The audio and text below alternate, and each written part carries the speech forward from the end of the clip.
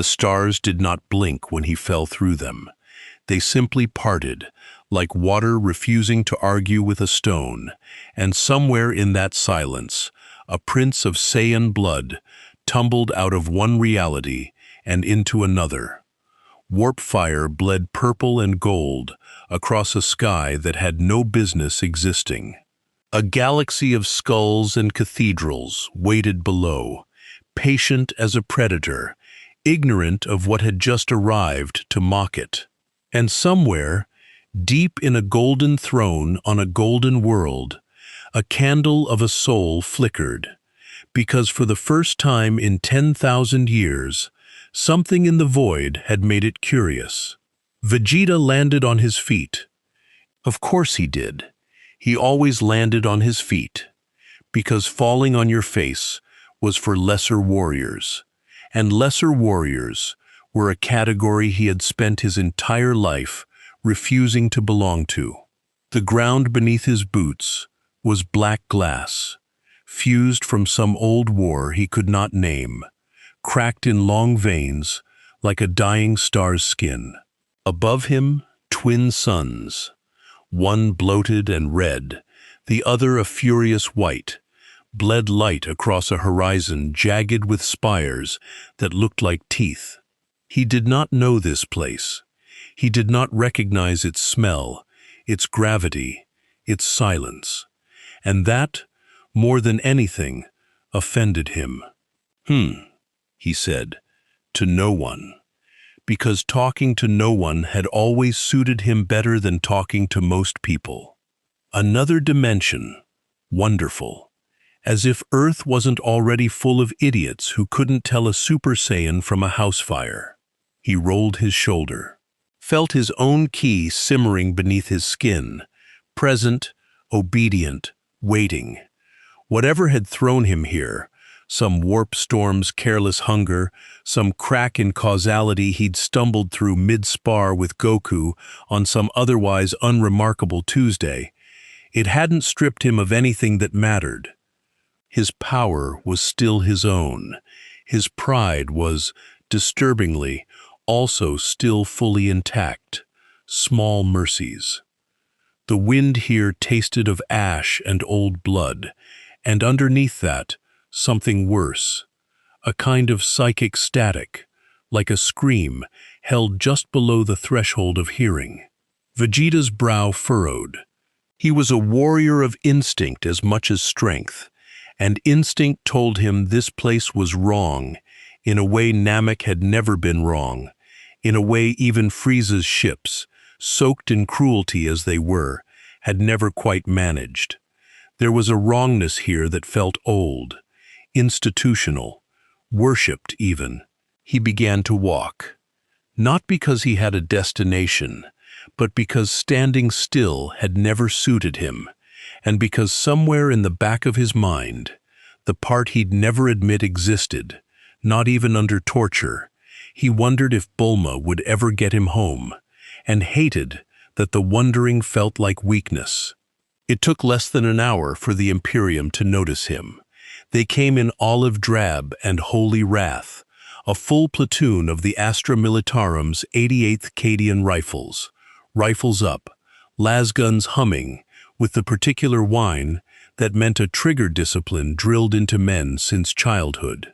Their sergeant, a weathered woman named Vrenna Kess, had seen daemons crawl out of the ground, and men turn inside out from chaos corruption, and she had learned, the hard way, that anything walking calmly through a dead battlefield deserved a bolt to the skull before it deserved a conversation. "Contact!" she barked, voice cracking across the ruin like a whip. Warp signature spiking, high psychic residue. That thing is not human. I say again, not human. Vegeta turned toward the noise with the mild irritation of a man interrupted mid-thought. He looked at the ring of guns pointed at him. 40, maybe 50 men, lasguns and a heavy bolter crew, setting up with practice speed, and he felt something close to insult. Not fear. Vegeta did not experience fear the way lesser beings did. Fear was a design flaw he'd burned out of himself somewhere between his childhood under Frieza and his first true Super Saiyan transformation. What he felt was closer to the specific outrage of a king, mistaken for a beggar. "Put those down," he said, "before I decide you've wasted enough of my time to deserve worse than embarrassment." Kess's soldiers didn't lower anything. If anything, the muzzles tightened, because in the grim dark of the far future, calm voices from unidentified entities were, statistically, a very bad sign. "It talks," muttered a trooper near the back. A young man named Allens, who had joined the Guard 3 years ago, believing in glory, and had since learned mostly about mud. "Sarge, it talks. Sir, thing, whatever it is." "Xenos," Kess said, more to herself than to anyone, cataloging threat types with the grim efficiency of a woman who'd buried too many friends to be sentimental. Or worse. "Command, this is Sierra 9. We have contact, unknown hostile, humanoid, requesting inquisitorial." "I am not a Xenos," Vegeta snapped, because if there was one thing that could reliably needle him past mild annoyance into genuine anger, it was being misidentified as something beneath his station. "I am a Saiyan, prince of a warrior race that could turn this pathetic little planet into rubble before your gods finished blinking. Now lower your weapons before I stop being polite." He had not, in fact, been polite, but by his own metrics, the metrics of a man who considered most conversations a waste of oxygen better spent training, this had been remarkably restrained. Kess didn't know what a Saiyan was. Her Cortex Implants threat database, fed by 3 separate campaigns against Chaos incursions and one particularly memorable Tyrannid splinter fleet, returned nothing. No match. That, in her experience, meant one of 2 things. Either it was something new, and therefore worse, or it was something old enough that even the Ordo Xenos had stopped bothering to catalog it. "Open fire," she said. 50 lasguns discharged in a single coordinated volley, red beams cutting the air in a lattice of dying light, and the heavy bolter chattered a half-second later, mass reactive rounds screaming toward a target that, by every rule of physics the Cadian 88th understood, should have simply ceased to exist. Vegeta didn't move. He stood there, arms crossed, and let the barrage wash over him like rain over stone. And when the smoke cleared and the last fire sputtered out and the heavy bolter clicked empty, he was standing exactly where he had been, not a single scorch mark on his armor, an expression on his face that could only be described as deeply, profoundly unimpressed. "Is that it?" he asked. "I've had harder training sessions with children." Silence. The kind of silence that, in the Imperium, usually preceded either divine intervention or catastrophic tactical failure. Allens, to his credit, was the first to speak, though his voice cracked with the effort. "Sarge, sir, Sergeant, should we, do we run?" "Nobody runs," Kess said, though her own hands, steady through 3 wars and a demon incursion, were beginning to tremble.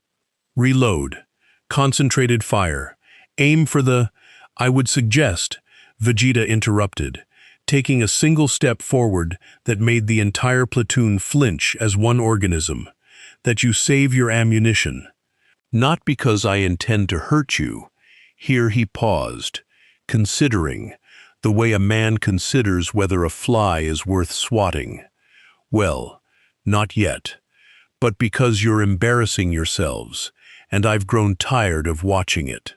It was at this exact moment, with the 88th Cadian rifles frozen between duty and terror, that the sky above them tore open with a sound like a cathedral bell struck by a falling star, and something descended that made even Vegeta's pride flicker with the faintest, most reluctant note of interest. Golden armor, a spear that hummed with power beyond anything the mortal soldiers around him carried.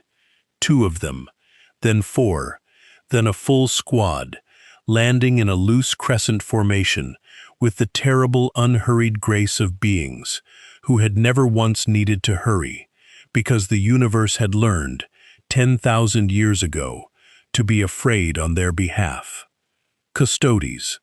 The Adeptus Custodes did not typically deploy for isolated Xenos contacts on backwater war zones. That a full shield captain and his retinue had translated in-system on nothing but a flicker of unprecedented psychic and energy signatures, told Kess everything she needed to know about how badly her chain of command had already assessed the situation above her head. She felt, for the first time in this engagement, something colder than fear, the specific dread of a soldier realizing she was now a footnote in someone else's war. The shield captain, a towering figure named Trajan Valoris, though Kess would never learn his name, would only ever remember him as the gold that came down from the sky, regarded Vegeta with the flat, ancient patience of a being who had guarded gods and killed things that ate stars. "Identify yourself," Valoris said. His voice did not boom. It did not need to. It simply arrived, absolute, the way a verdict arrives. Vegeta looked him up and down. The armor, the spear, the sheer physical presence, that even he, who had stood in rooms with beings capable of cracking planets, found himself grudgingly cataloging as not nothing. He felt, in the marrow of his very competitive bones, the specific tingle of a challenge worth taking seriously. It had been so long since anything had felt worth taking seriously. "Vegeta," he said, "Prince of all Saiyans. And you are?" "Trajan Valoris, shield captain of the Legio Custodes, first blade of the Sanctum Imperialis." A pause, waited, testing. "You radiate power inconsistent with any catalogued Xenos species, demonic entity, or psychic construct. Explain your presence in the Imperium of Man." Vegeta considered several answers. He considered, briefly, telling the truth, that he had been sparring on Earth, that a warp rift or dimensional tear, or whatever cosmic mechanism these things ran on, had simply swallowed him mid-punch, and that he found the whole situation an irritating interruption to what had been, admittedly, a rather good workout. He considered, also, simply attacking, because something about the calm certainty in Valoris's posture made his blood want to test itself against it. What he said instead was, "I fell through a hole in the sky while training. Your soldiers shot me a great many times. It did not work.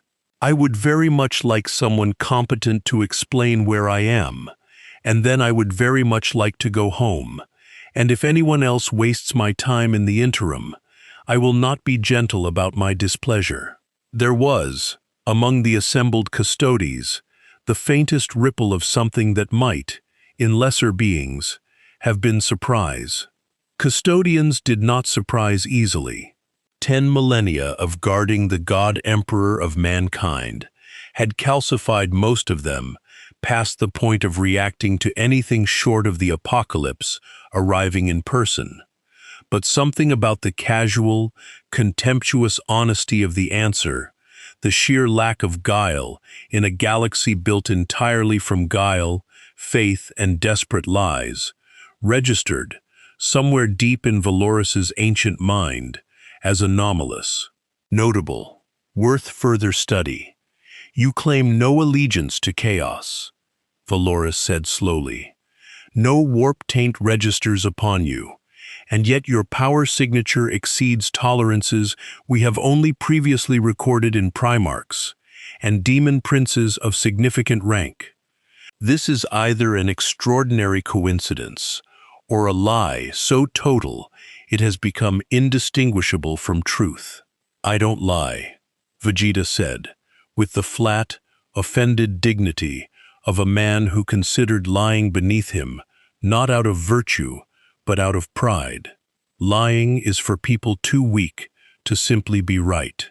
Sergeant Kess, still standing amid her frozen platoon, found herself thinking, quietly, carefully, in the part of her mind she reserved for thoughts that might get her shot for heresy, if spoken aloud.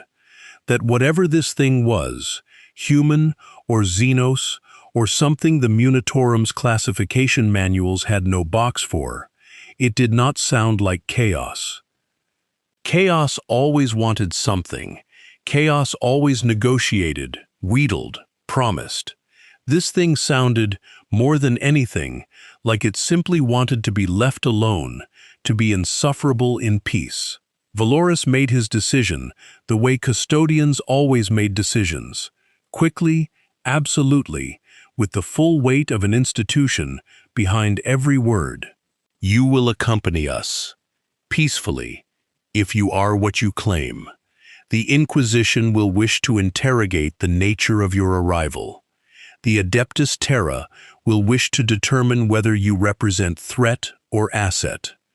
And I, here, for the first time, something almost like curiosity threaded through the shield captain's ancient voice, wish to understand how a being with no warp taint, no demonic signature, and no allegiance carries power that rivals a Primarch's and calls it merely training.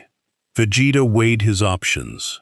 He could fight, and some small, prideful part of him genuinely wanted to see what golden armor and ancient spears amounted to against a Super Saiyan's full strength. Wanted it the way he'd wanted to test himself against Frieza, against Cell, against every powerful thing the universe had thrown at him since childhood. But he was also, beneath the pride, not a fool. New universe, unknown rules, unknown ceiling on how strong the things running this place actually were. Even Vegeta, who had never in his life admitted to caution, understood that walking blind into a fight against an unknown power structure was the kind of mistake that got weaker men killed, and got prouder men killed faster. Fine, he said, as though granting an enormous favor. But I'm not doing this because you ordered me to. I'm doing it because I'm curious what a galaxy this backward considers powerful. Lead the way, Golden Man, and if this Inquisition wastes my time with stupid questions, I retract my patience immediately. They took him by gunship, then by shuttle, then by a transport whose interior gleamed with more gold leaf and religious iconography than Vegeta had seen in his entire life, including several planets whose entire economies had been built on worshipping him by accident. He sat, arms crossed, radiating the specific boredom of a man being escorted somewhere against a preference he hadn't yet decided to voice, while around him, custodians stood silent, watchful, and Astra Militarum officers whispered reports up a chain of command that stretched, ultimately, toward a golden throne on a golden world that had not felt genuine curiosity in 10,000 years. Far away, farther than distance could measure, in the warp-touched hollows between stars, where things older than gods dreamed in colors that had no names. Something noticed him too. In the shifting non-place that served Tzeentch as throne and battlefield and infinite regressing joke, the changer of ways felt a new variable enter its endless calculus, and something like delight rippled through its plans, within plans, within plans, a power with no warp signature, a being immune to fate's usual mechanisms, unpredictable not through chaos, but through simple, absolute self-certainty. Tzeentch, who valued unpredictability above all things, found itself, for the first time in 10,000 years, genuinely unable to predict what would happen next. How curious, the great schemer thought, in every possible tense, simultaneously, threading 1,000 new futures through the fabric of fate, like needles through silk. How deliciously, dangerously curious. Let us see what a god of change makes of a mortal who refuses, entirely, to change. The transport carrying Vegeta descended toward a fortress world whose spires scraped the edge of the atmosphere, and somewhere in its ancient, incense-choked halls, an inquisitor named Thesia Voss received an encrypted dispatch that made her set down her tea with the particular care of a woman trying very hard not to spill it from suddenly unsteady hands. Power signature exceeding Primarch baseline. No warp taint. No known catalog match. Currently cooperative. Recommend immediate inquisitorial interview. Ordo Xenos priority classification. Voss had spent 30 years hunting things that wanted the Imperium to burn. She had killed daemon hosts, exposed cultist infiltrators in noble houses, burned entire hive blocks to purge gene-stealer infestations before they could bloom into full invasion. She considered herself, with the grim satisfaction of the truly experienced, difficult to surprise. She was, she suspected, about to be surprised. Vegeta, for his part, spent the transport ride doing what he always did when forced into stillness. Cataloging. The golden armor, the spear tech, the sheer scale of the fortress world unfolding beneath them, cathedral spires taller than mountains, a skyline built not for beauty, but for the specific, oppressive purpose of making everyone who looked upon it feel small. He filed it all away with the clinical precision of a warrior who had learned, over decades, that the surest way to survive an unfamiliar power structure was to understand its architecture before it understood you. This place, he said, to no one in particular, has truly terrible taste. Everything is gold. Do none of you understand subtlety? Valoris, standing motionless nearby, did not deign to respond. But somewhere beneath 10 millennia of disciplined restraint, something in the shield captain's ancient mind quietly filed the comment away, because he had also, on occasion, privately thought the Imperial Palace was a bit much. The shuttle touched down in a hangar bay ringed with statues of saints whose faces had been worn smooth by 10,000 years of reverent hands, and the doors hissed open onto a corridor of black marble and votive candles, and Vegeta stepped out into the beating, incense-thick heart of the most powerful, most fractured, most fanatically devoted empire in the history of the galaxy, utterly unimpressed, faintly bored, and entirely unaware that his arrival had already begun to unravel threads that had held for 10,000 years. Inquisitor Voss met him in a chamber, lit by candlelight, and the low hum of psychic dampening fields, her robes dark, her expression the carefully neutral mask of a woman who had learned long ago that showing fear to something you were interrogating was the fastest way to lose control of the interrogation. She had a data slate in one hand, a bolt pistol holstered, but not hidden at her hip, and behind her, 2 Culexus-patterned psychic wards hummed faintly, ready to unleash null fields at the first sign of warp corruption. "You're the anomaly," she said. "Not a question." "I'm the prince," Vegeta corrected, settling into the chair across from her, with the exaggerated, insulting ease of a man who considered the entire proceeding beneath him. Anomaly is what you call things you don't understand.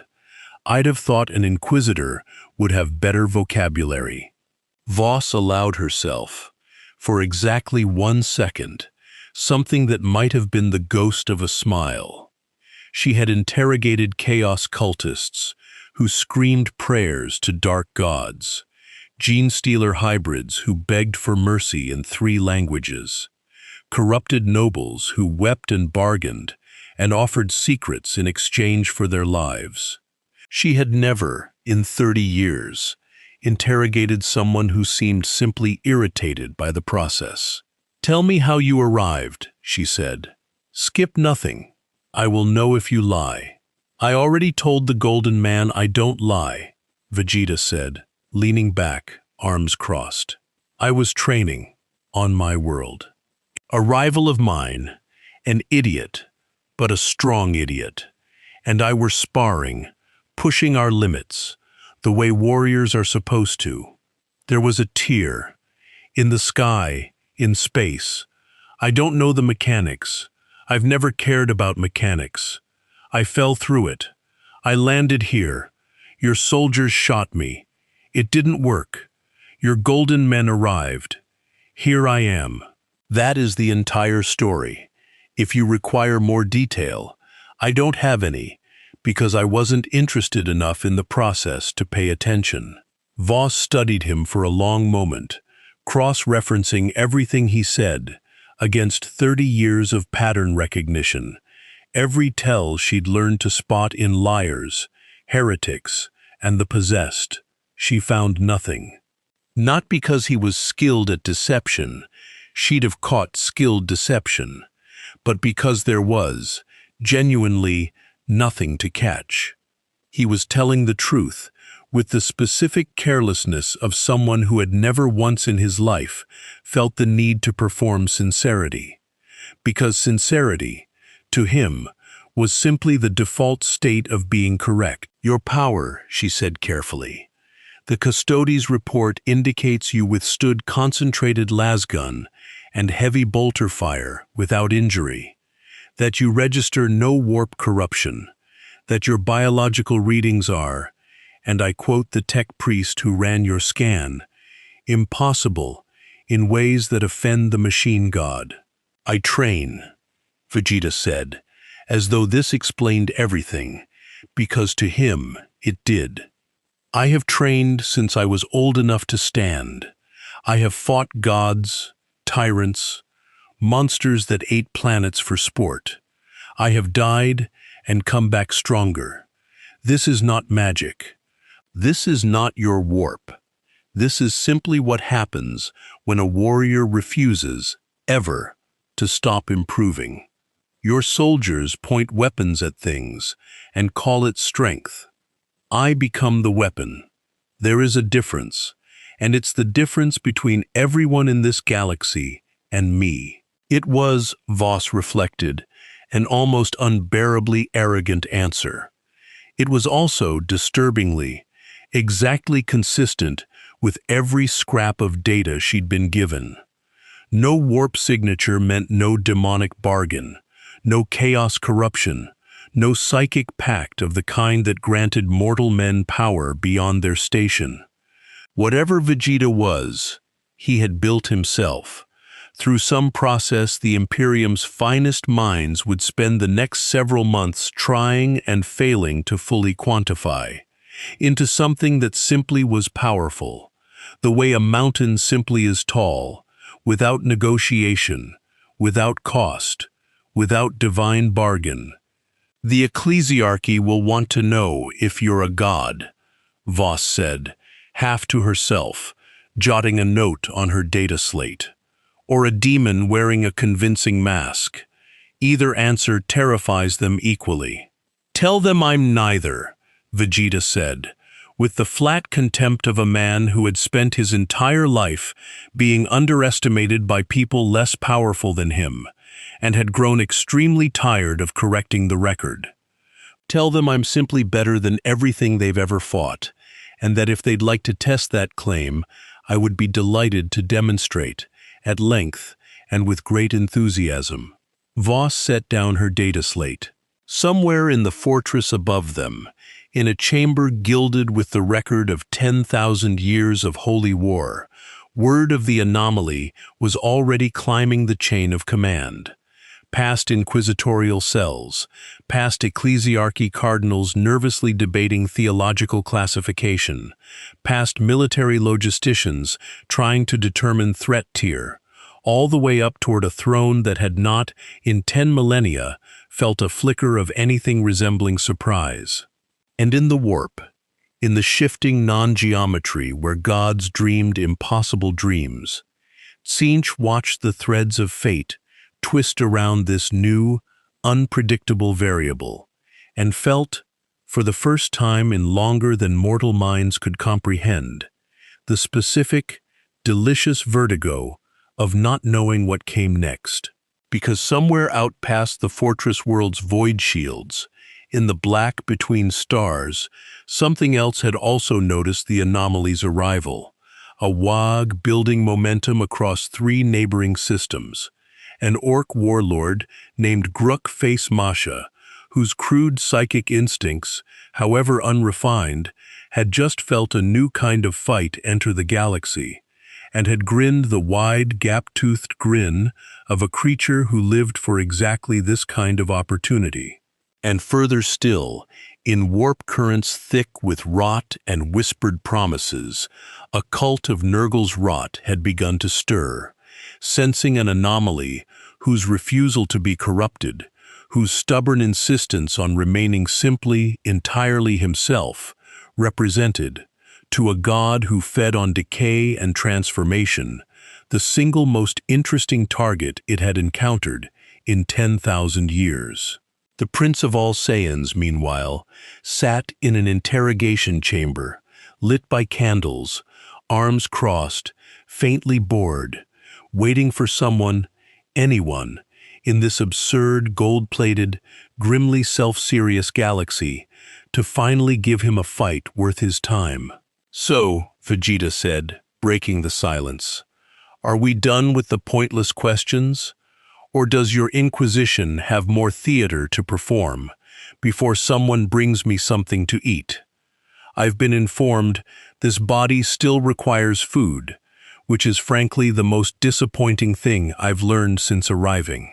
Voss, despite 30 years of discipline, despite every instinct honed by decades of hunting the Imperium's most dangerous heresies, found herself, against every professional impulse she possessed, fighting the urge to laugh. Voss did laugh, eventually, a short, disbelieving huff that she covered with a cough and a scrawled note on her data slate, because Inquisitors were not supposed to find anomalies funny, especially not anomalies that might, theoretically, level a hive city with a sneeze. But the moment passed, and the doors to the interrogation chamber hissed open, and what walked through changed the tenor of the room from bureaucratic curiosity to something considerably more fraught. Canoness Adrefa Vol, of the Order of the Bleeding Rose, entered flanked by 2 battle sisters in ceremonial red, her power armor scarred with the devotional etchings of 40 years fighting heretics, mutants, and the occasional daemon prince, who'd made the mistake of thinking the ecclesiarchy's soldiers were mere zealots rather than genuine killers. She looked at Vegeta the way a woman looks at a bomb she hasn't yet been told is diffused. "This is the thing that survived a full lasgun volley," she said. Not a question either. The ecclesiarchy did not deal much in questions. They dealt in verdicts, and Vol's tone suggested she'd already reached one, and was simply waiting for someone to give her permission to act on it. "I have a name," Vegeta said, without looking at her. "Use it or don't. I genuinely don't care." "Canoness," Voss said, with the weary patience of someone who had clearly had this exact conversation before. This is a matter of inquisitorial jurisdiction. The Ordo Xenos. The Ordo Xenos, Vol interrupted, has never once encountered a being with a power signature exceeding Primarch baseline that carried no warp taint. That makes this either the greatest asset the Imperium has found in a millennium, or the most dangerous lie ever told to a scanning array. The Ecclesiarchy has opinions about which.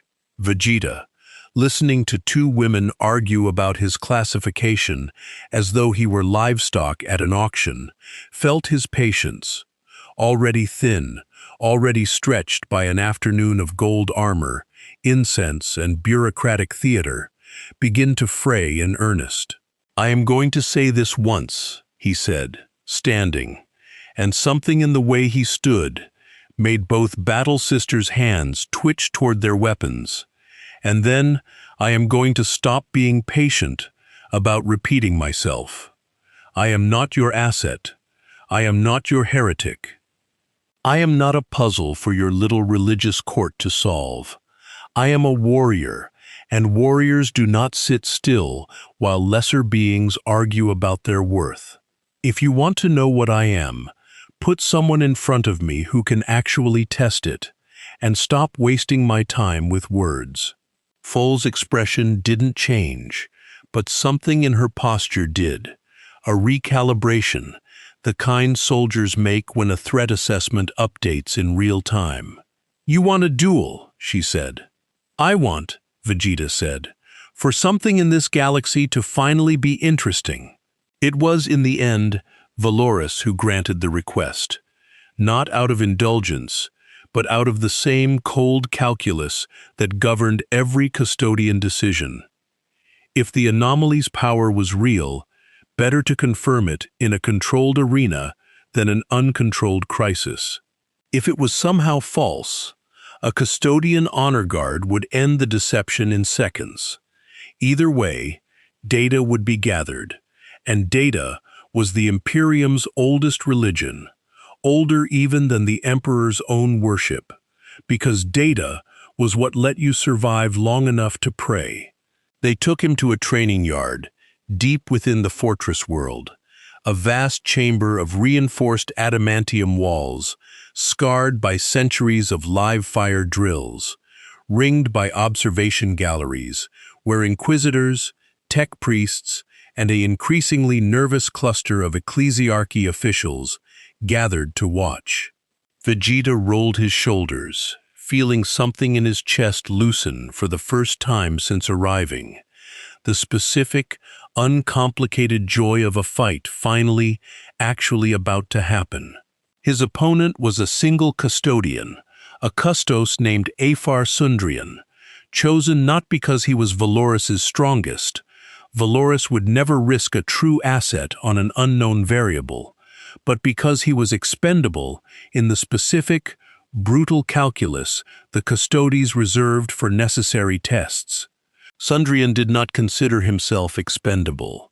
He had guarded the Sanctum Imperialis for 2 centuries, killed daemon princes in single combat, and privately believed himself equal to anything the galaxy could produce that wasn't a god outright. "Rules?" Vegeta asked, cracking his knuckles. "Until one of us yields, or cannot continue," Sundrian said, guardian spear humming to life, its blade catching the harsh training yard light like captured lightning. "Good," Vegeta said. "I hate rules with too many words." The fight, when it began, lasted 4 seconds. Sundrian moved first, a blur of gold and disruption energy, spear thrust aimed with 2 centuries of lethal precision at a throat that, by every metric his enhanced custodian physiology could measure, should not have been able to dodge in time. Vegeta's hand caught the spear shaft an inch from his skin, fingers closing around ancient, humming metal with the casual contempt of a man swatting an insect, and the entire training yard went silent as the sound of the impact, flesh against a weapon forged to kill Primarchs, echoed off adamantium walls like a thunderclap. "That's it?" Vegeta said, genuinely, almost sincerely disappointed. I was told the Emperor's finest. This feels like a warm-up. Sundrian, to his considerable credit, did not panic. 2 centuries of training had burned panic out of him the way fire burns impurity from steel. He twisted, tried to wrench the spear free, tried to bring his free hand's gauntlet, a weapon in its own right, capable of crushing ceramite like paper, into a strike aimed at Vegeta's ribs. Vegeta caught that too, with the other hand, still holding the spear with the first. "I'll be gentle," Vegeta said, and there was something almost like pity in his voice now, the specific, condescending mercy of a warrior who genuinely didn't want to embarrass someone further than necessary. "Yield. There's no dishonor in losing to something you couldn't have anticipated. There's only dishonor in refusing to admit it." Sundrian's mind, in that half-second, ran through every scenario his 2 centuries of service had prepared him for. None of them accounted for this. None of them had prepared him for an opponent who held both his weapons immobile with what appeared to be minimal effort, who spoke with the calm, faintly bored tone of someone discussing weather rather than combat, who radiated a power ceiling that his enhanced senses built to gauge daemon princes and chaos champions, simply could not find the top of. "I yield," Sundrian said, and the words cost him more than any wound ever had. The training yard erupted into a very specific, very imperial kind of chaos, not panic, not celebration, but the frantic, whispered recalculation of dozens of officials, realizing the scale of what had just been confirmed in front of them. Voss was already transmitting priority reports up her chain of command. Vol was staring at Vegeta with an expression that mixed religious dread with something uncomfortably close to hope. And in the observation gallery, a tech priest's cognition engine had already crashed twice, trying to model the power output it had just witnessed. Vegeta released the spear, stepped back, and said to the assembled, stunned officials of the most powerful empire in galactic history, "Is there anyone else, or was that genuinely your best?" It was in the silence that followed, thick, uncertain, crackling with the specific tension of an empire recalibrating its entire threat model in real time, that the Vox network across the fortress world lit up with a Priority 1 astropathic alert, the kind reserved for exactly one category of news, the kind that meant billions were about to die.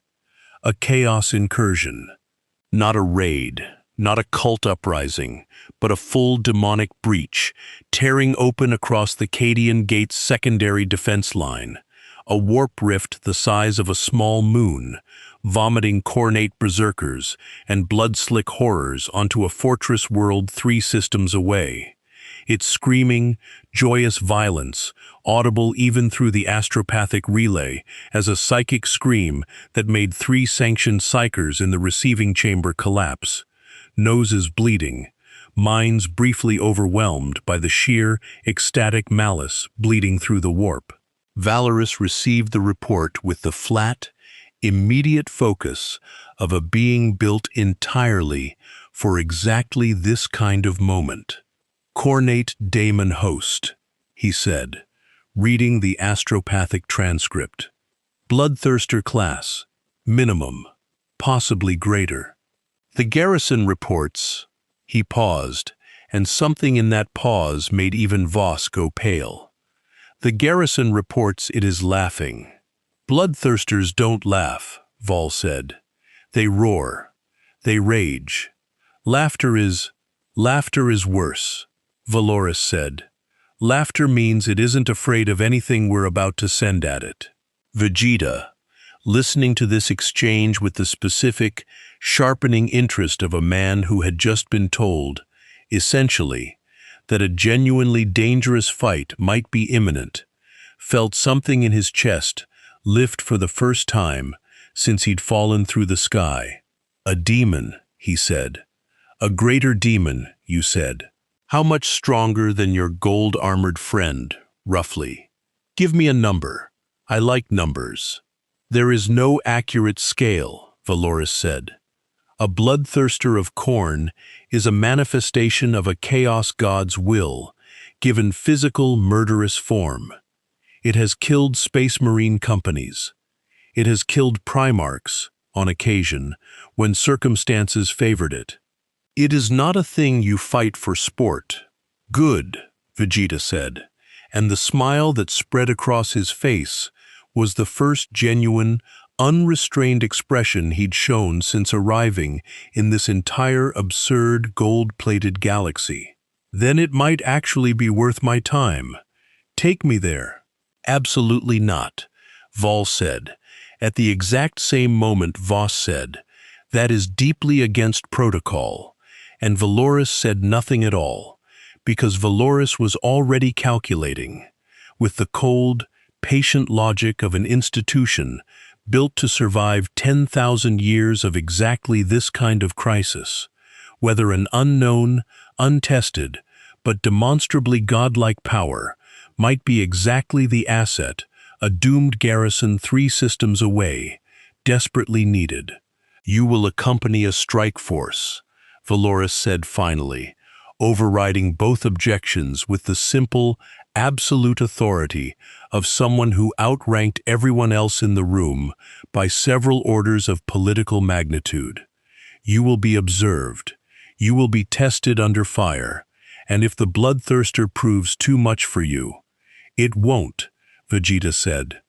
"Then we will at minimum have gathered valuable data on your limitations before you die," Valoris finished, entirely unbothered by the interruption. Vegeta grinned wider. "I like you," he said. "You're the first person here who's talked to me like I might actually be useful instead of dangerous. Refreshing." "You are both," Valoris said. "That is precisely the problem." The strike force assembled within the hour, a company of Astra Militarum shock troops, 2 squads of battle sisters under Vol's personal command, Voss trailing along with the grim determination of an inquisitor who refused to let an unclassified anomaly out of her sight during a live chaos incursion, and Valoris himself, accompanied by 4 custodians, because if the anomaly proved to be some elaborate Tzeentchian deception, the Emperor's finest would be needed to end it before it could spread. Vegeta rode in the lead gunship, arms crossed, staring out at the void beyond the viewport, with the specific, coiled anticipation of a warrior finally, after what felt like an eternity of bureaucratic tedium, approaching something worth his attention. Beside him, Voss studied a data slate, covered in increasingly alarming astropathic updates, casualty reports climbing, defense lines collapsing, void shields failing under sustained demonic assault, and found herself, against every professional instinct, quietly hoping the arrogant alien prince beside her was exactly as strong as he claimed. "Tell me something," she said, breaking the silence.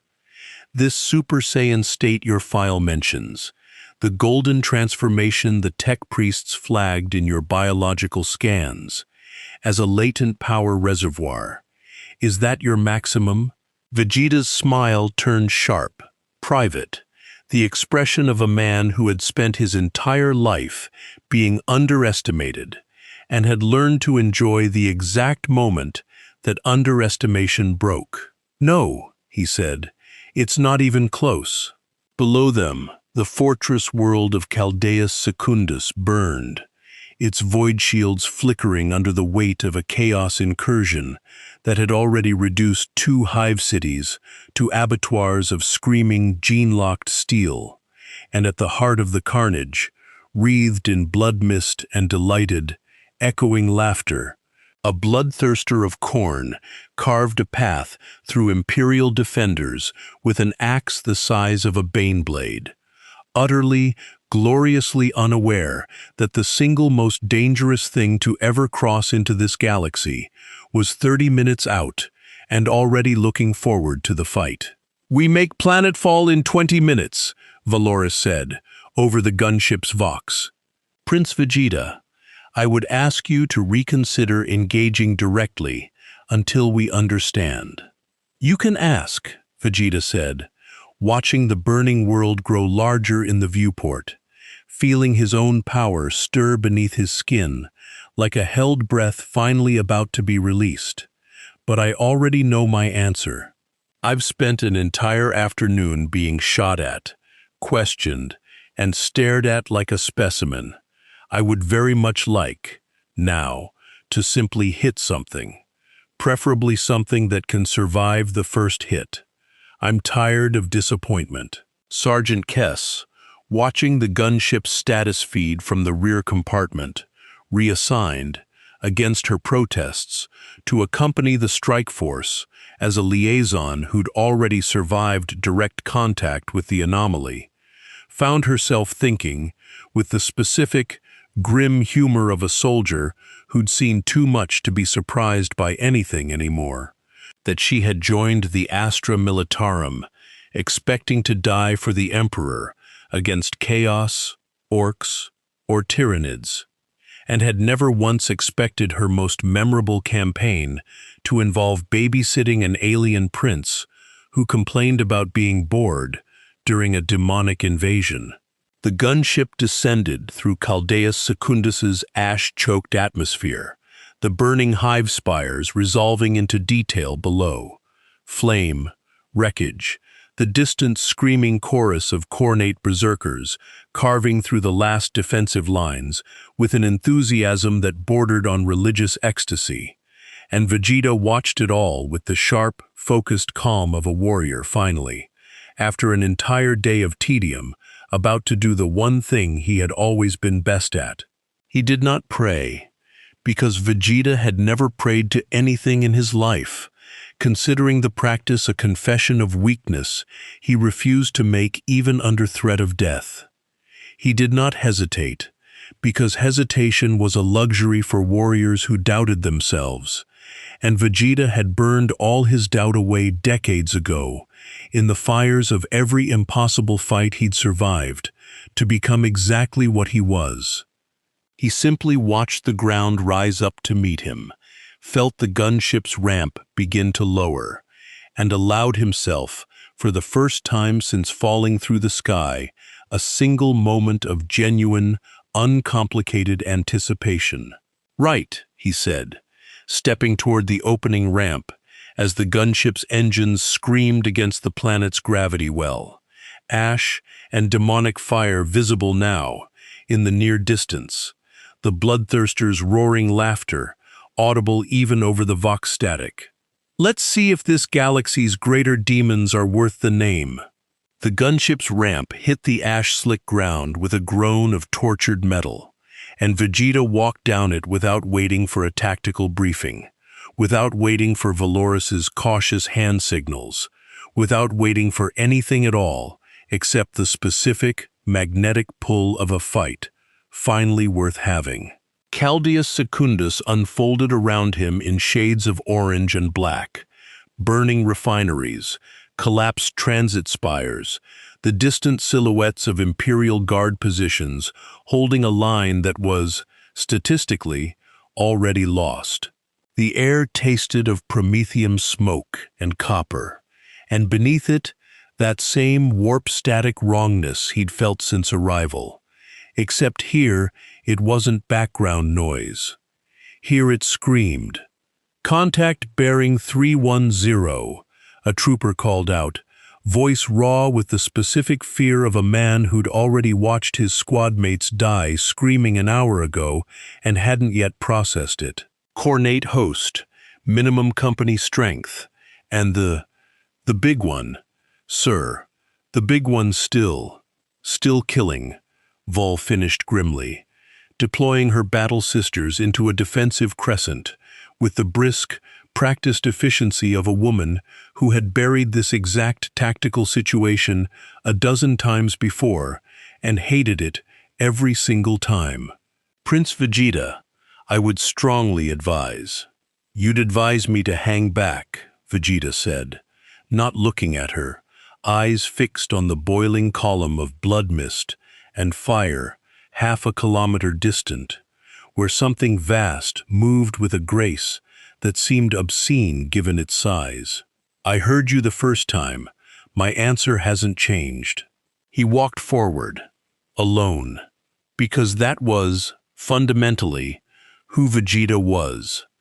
A warrior who had spent his entire existence proving, over and over, against Frieza, and Cell, and Buu, and 100 lesser threats, that he needed no one's permission and no one's protection to face what the universe put in front of him.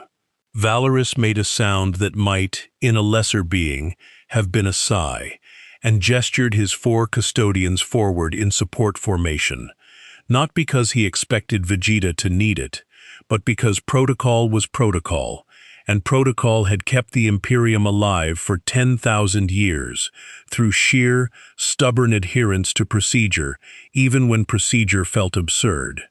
The bloodthirster of Khorne, a thing named, in the infernal registries of the blood god's court, Scarrax the Unfed, though it hadn't introduced itself to anyone it had killed today, considering names a courtesy reserved for worthy prey, stood 11 feet of muscle, brass, and barely restrained murder, wings of torn flesh and burning sinew spread wide as it dragged its axe through the ruins of a guard company that had, 20 minutes ago, been 300 men strong. It threw back its head and laughed, a sound like grinding tectonic plates, delighted with a joy that had nothing to do with happiness and everything to do with the specific, singular pleasure Khorne's children took in the act of ending things that could still scream. Then it stopped laughing, because it had felt something, a presence, walking toward it across the ash, radiating a hunger for violence that Scarrax, a being who had waded through 10,000 years of war, who had killed space marines and cultists, and once, memorably, a lesser demon prince who'd made the mistake of insulting Khorne's throne, recognized immediately as kin.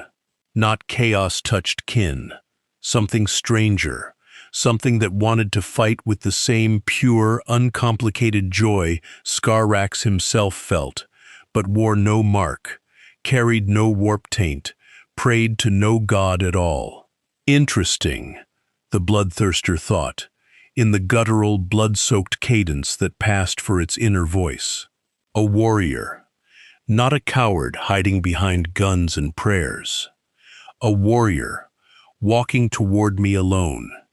You, Scarrax rumbled, voice carrying across the burning ruin like a collapsing building.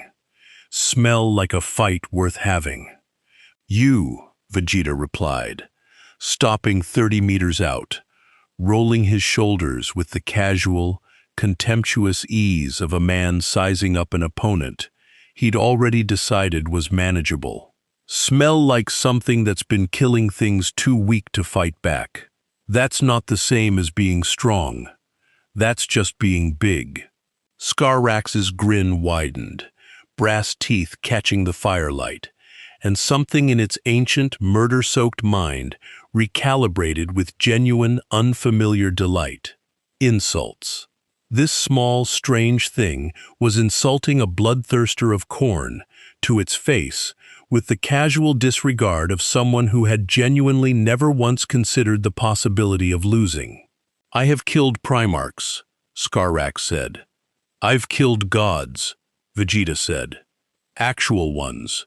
Not the kind your Emperor's followers make up because they're scared of the dark.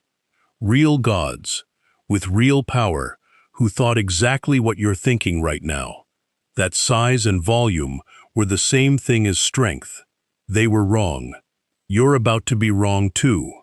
The Bloodthirster's axe, a weapon that had drunk the blood of 10,000 battles, forged in the blood god's own furnace and blessed with an edge that could cleave through ceramite like parchment, came down in a single, house-sized arc aimed at splitting Vegeta from skull to groin, moving with a speed that should have been physically impossible for something so massive. Vegeta caught it with one hand. The impact cracked the ground for 50 meters in every direction, a shock wave of displaced air, flattening ash and debris, and sending guardsmen a full kilometer back, stumbling to their knees. And in the resulting silence, the specific, ringing silence that follows an impact too large for the mind to immediately process, Vegeta stood exactly where he had been, axe held motionless in one hand, expression settling into the particular, focused calm he reserved for opponents who had finally, after an entire galaxy of disappointment, made him work slightly harder than a Tuesday afternoon spar. "There," he said. "That's more like it. Still not enough, but more like it." Scarrax's delight curdled, instantly, into something far more dangerous. The specific, ancient rage of a being that had never once, in 10,000 years of war, had its strength dismissed so casually. It roared, wings snapping wide, and unleashed a barrage of hellfire from its free hand, a torrent of demonic energy that vaporized everything it touched, warped reality at the edges into screaming, half-formed faces of the damned. Vegeta let it hit him, not out of arrogance alone, though there was plenty of that, but out of the specific, calculated curiosity of a warrior who had learned, across decades of impossible fights, that the fastest way to measure an opponent's true ceiling was to absorb their strongest attack and see what remained. The hellfire washed over him, screaming faces dissolving against skin that simply refused to burn, and when it cleared, Vegeta was still standing, entirely unmarked, mildly singed at the edges of his gi, wearing an expression of profound, almost insulting boredom. "Is that your best?" he asked. "Because I was told greater demons were supposed to be a challenge. So far you've been less interesting than the shooting drills your soldiers ran on me earlier."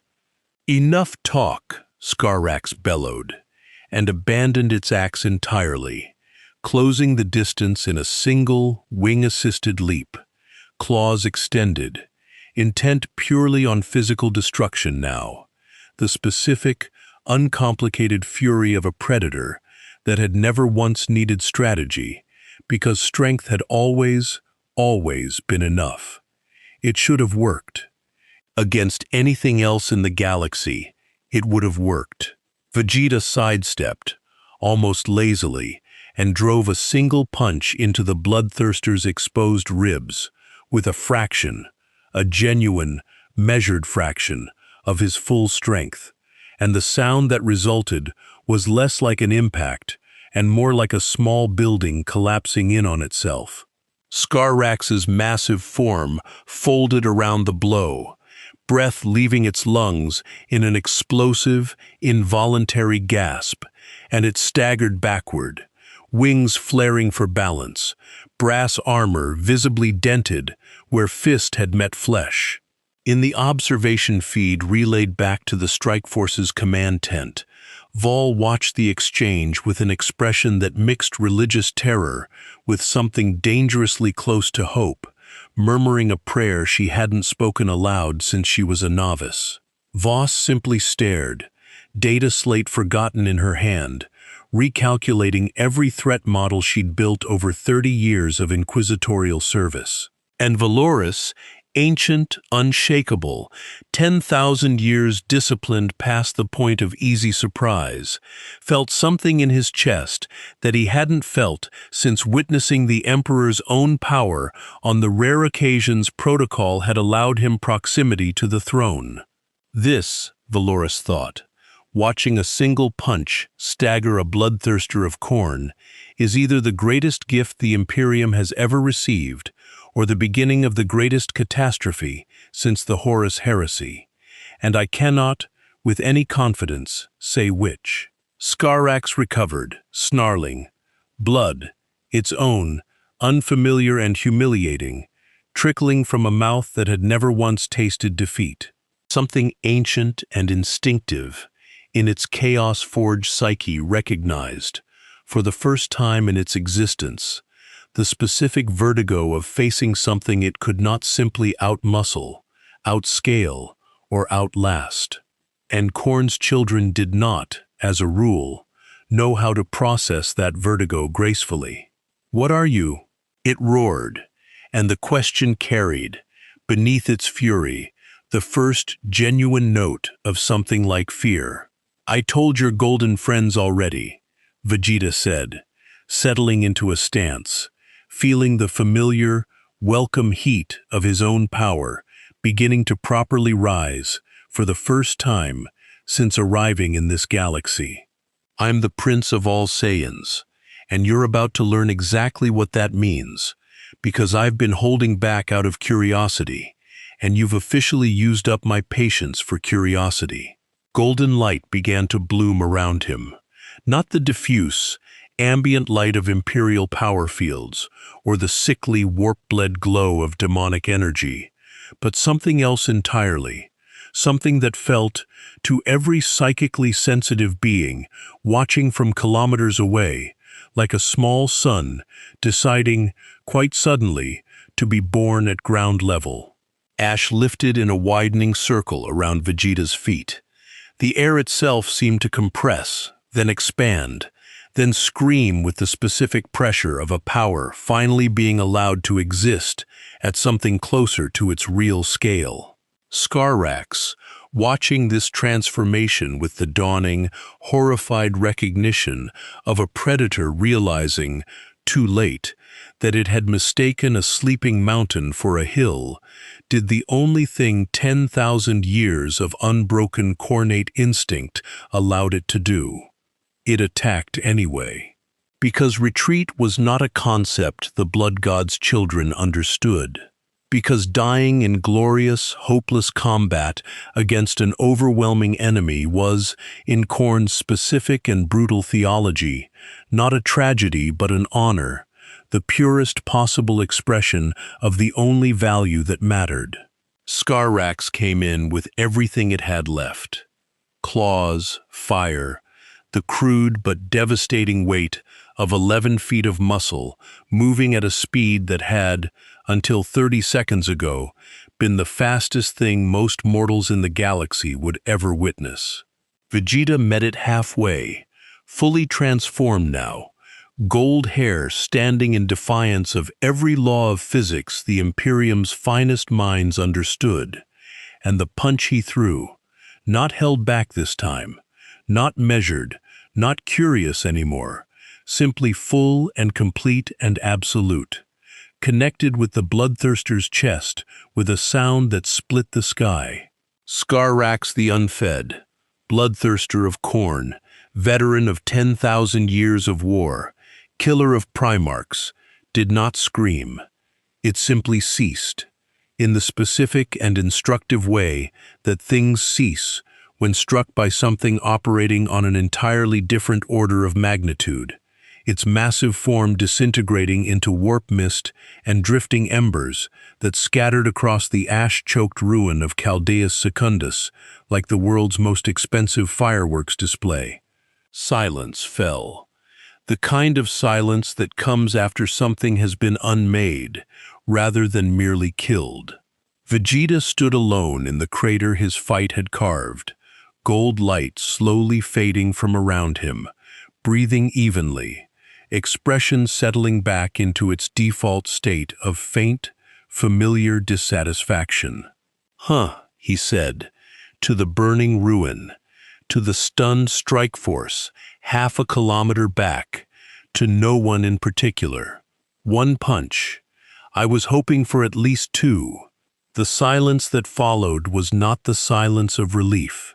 It was the silence of an entire strike force, hardened guardsmen, battle sisters who had faced daemons their whole lives, custodians who had guarded the emperor since before most of these people's grandparents were born, collectively recalibrating everything they understood about the galaxy's power hierarchy, in real time, while staring at a man who looked, at that exact moment, mostly just mildly bored.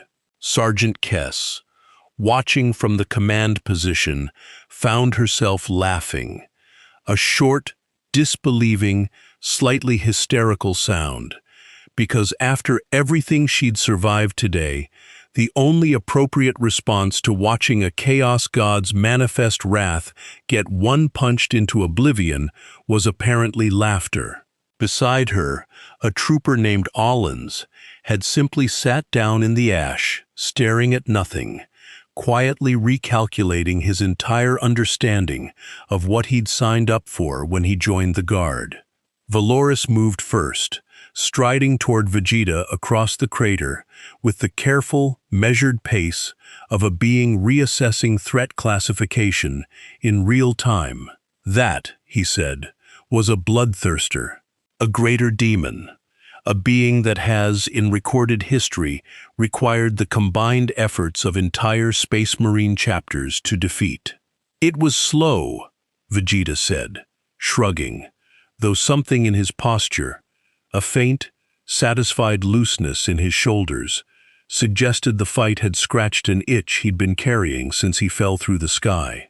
"Strong, for this galaxy, but slow, and it fought with anger instead of thought, which is always a mistake against someone who's actually trained. You destroyed it with a single strike," Valoris continued, and there was something in his ancient, disciplined voice now that hadn't been there before. Not quite awe, because custodians did not permit themselves awe, but its careful, professional cousin. "The Imperium has spent 10,000 years cataloging threats by the resources required to neutralize them. You have just rendered an entire category of that catalog obsolete in less time than it takes to brief a strike team." Vegeta considered this. Considered, too, the specific look on the faces of the soldiers watching him, not the fear he'd grown used to on Earth, not quite reverence either, but something more complicated, a mixture of hope and terror that he recognized, distantly, from every planet he'd ever visited that had learned, the hard way, what real power looked like up close. "Good," he said finally.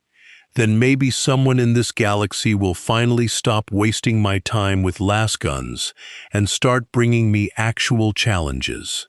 It was at this exact moment, with the crater still smoking, with the strike force still processing the death of a bloodthirster in a single blow, with Vegeta already turning to ask, with genuine irritation, whether anyone was going to feed him, that the sky above Chaldeus Secundus tore open a second time, and something considerably older, considerably more patient, and considerably more dangerous than a single greater daemon stepped through into the material realm.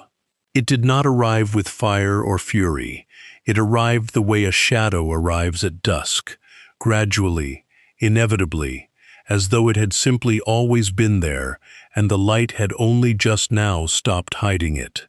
Its form shifted as it walked, never quite settling, wings becoming eyes, becoming clock faces, becoming wings again, and where it stepped, the ash beneath its feet rearranged itself into brief, fleeting patterns that looked, for half a second each, like answers to questions no one had asked yet.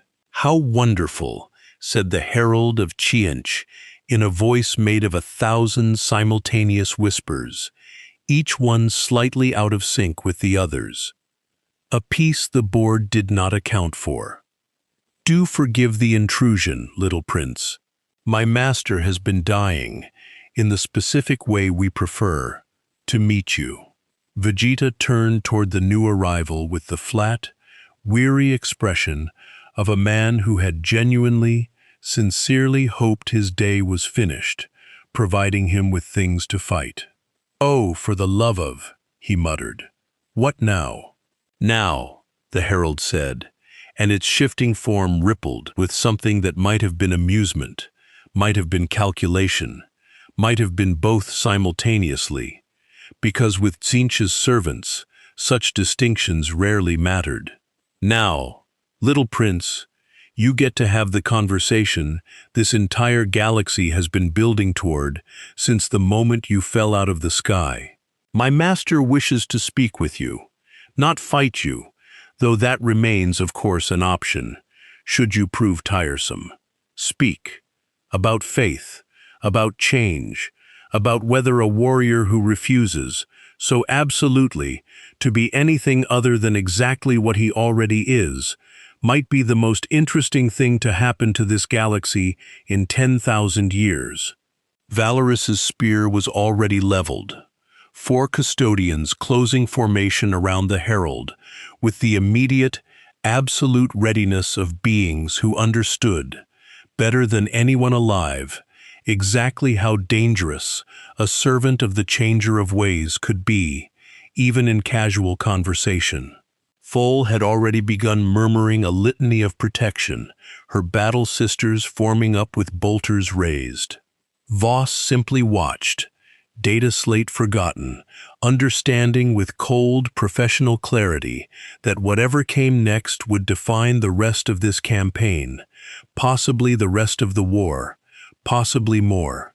Vegeta looked at the herald, looked at the leveled weapons around him, looked, briefly, at the smoking crater where a greater daemon had ceased to exist 30 seconds ago, and felt, beneath his irritation, the familiar, unwelcome tug of curiosity he always felt when something claimed to have an answer he didn't already possess. "Fine," he said, "but tell your master something first. I don't do faith. I don't do worship. I don't bow. I don't pray. And I definitely don't play games with things that think reality is a board and everyone else is a piece. If your God wants to talk, he talks to me as an equal, or he doesn't talk to me at all." The herald's shifting form paused, for just a moment, in something that might have been surprise, and when it spoke again, the 1,000 whispers layered beneath its voice carried a note that hadn't been there before. Genuine, unfeigned interest. "Oh," it said softly, "he is going to adore you." The warp static in the air thickened, the sky above Caldeus Secundus rippling like disturbed water, and somewhere beyond the veil of reality itself, a god who fed on paradox and change, and the specific delight of the unpredictable, turned its infinite, fractured attention fully toward a Saiyan prince who had just proven, in the space of a single afternoon, that he was entirely, stubbornly, gloriously immune to being anyone's pawn. The rift did not so much open as unfold, like a page turning in a book that had no beginning and refused, on principle, to have an end. Color bled into the ash-gray sky, not colors that existed in any spectrum the human eye had a name for, but near colors, the ghosts of hues, the way a memory of a color might look if memory itself could be seen. And through that unfolding, patient and vast and entirely unhurried, something arrived that made even Valorus take an involuntary step back, a reaction his body had not permitted itself in over 2 centuries of service. It did not have a fixed shape. It wore a shape, the way a person wears a coat, changing it every few seconds to something new. A many-winged angel, then a robed scholar with a face full of shifting eyes, then a swirl of parchment and starlight, arranged loosely into something almost humanoid. Only its voice remained constant, layered and multiple, every sentence arriving slightly before and slightly after itself, as though time itself found the speaker inconvenient to fully commit to. Vegeta, it said, and the name came out wrong in a dozen small ways, tasted and turned over and examined, like the god was testing which pronunciation might unsettle him fastest. Prince of a dead world's dying bloodline, warrior who broke his own ceiling so many times he forgot ceilings were supposed to exist at all. I have waited 10,000 years for a piece that did not already belong to someone else's game. Do you have any idea how rare that is? No, Vegeta said, arms crossed, entirely unimpressed by the light show. And I don't care. Who are you? And why does everyone in this galaxy insist on introducing themselves with a monologue before getting to the point? Somewhere behind him, Vol made a small, strangled sound, the specific noise of a devout woman watching someone speak to an avatar of chaos with less reverence than she'd have shown a servitor. Voss's hand had drifted, unconsciously, toward the psychic suppression charm at her collar.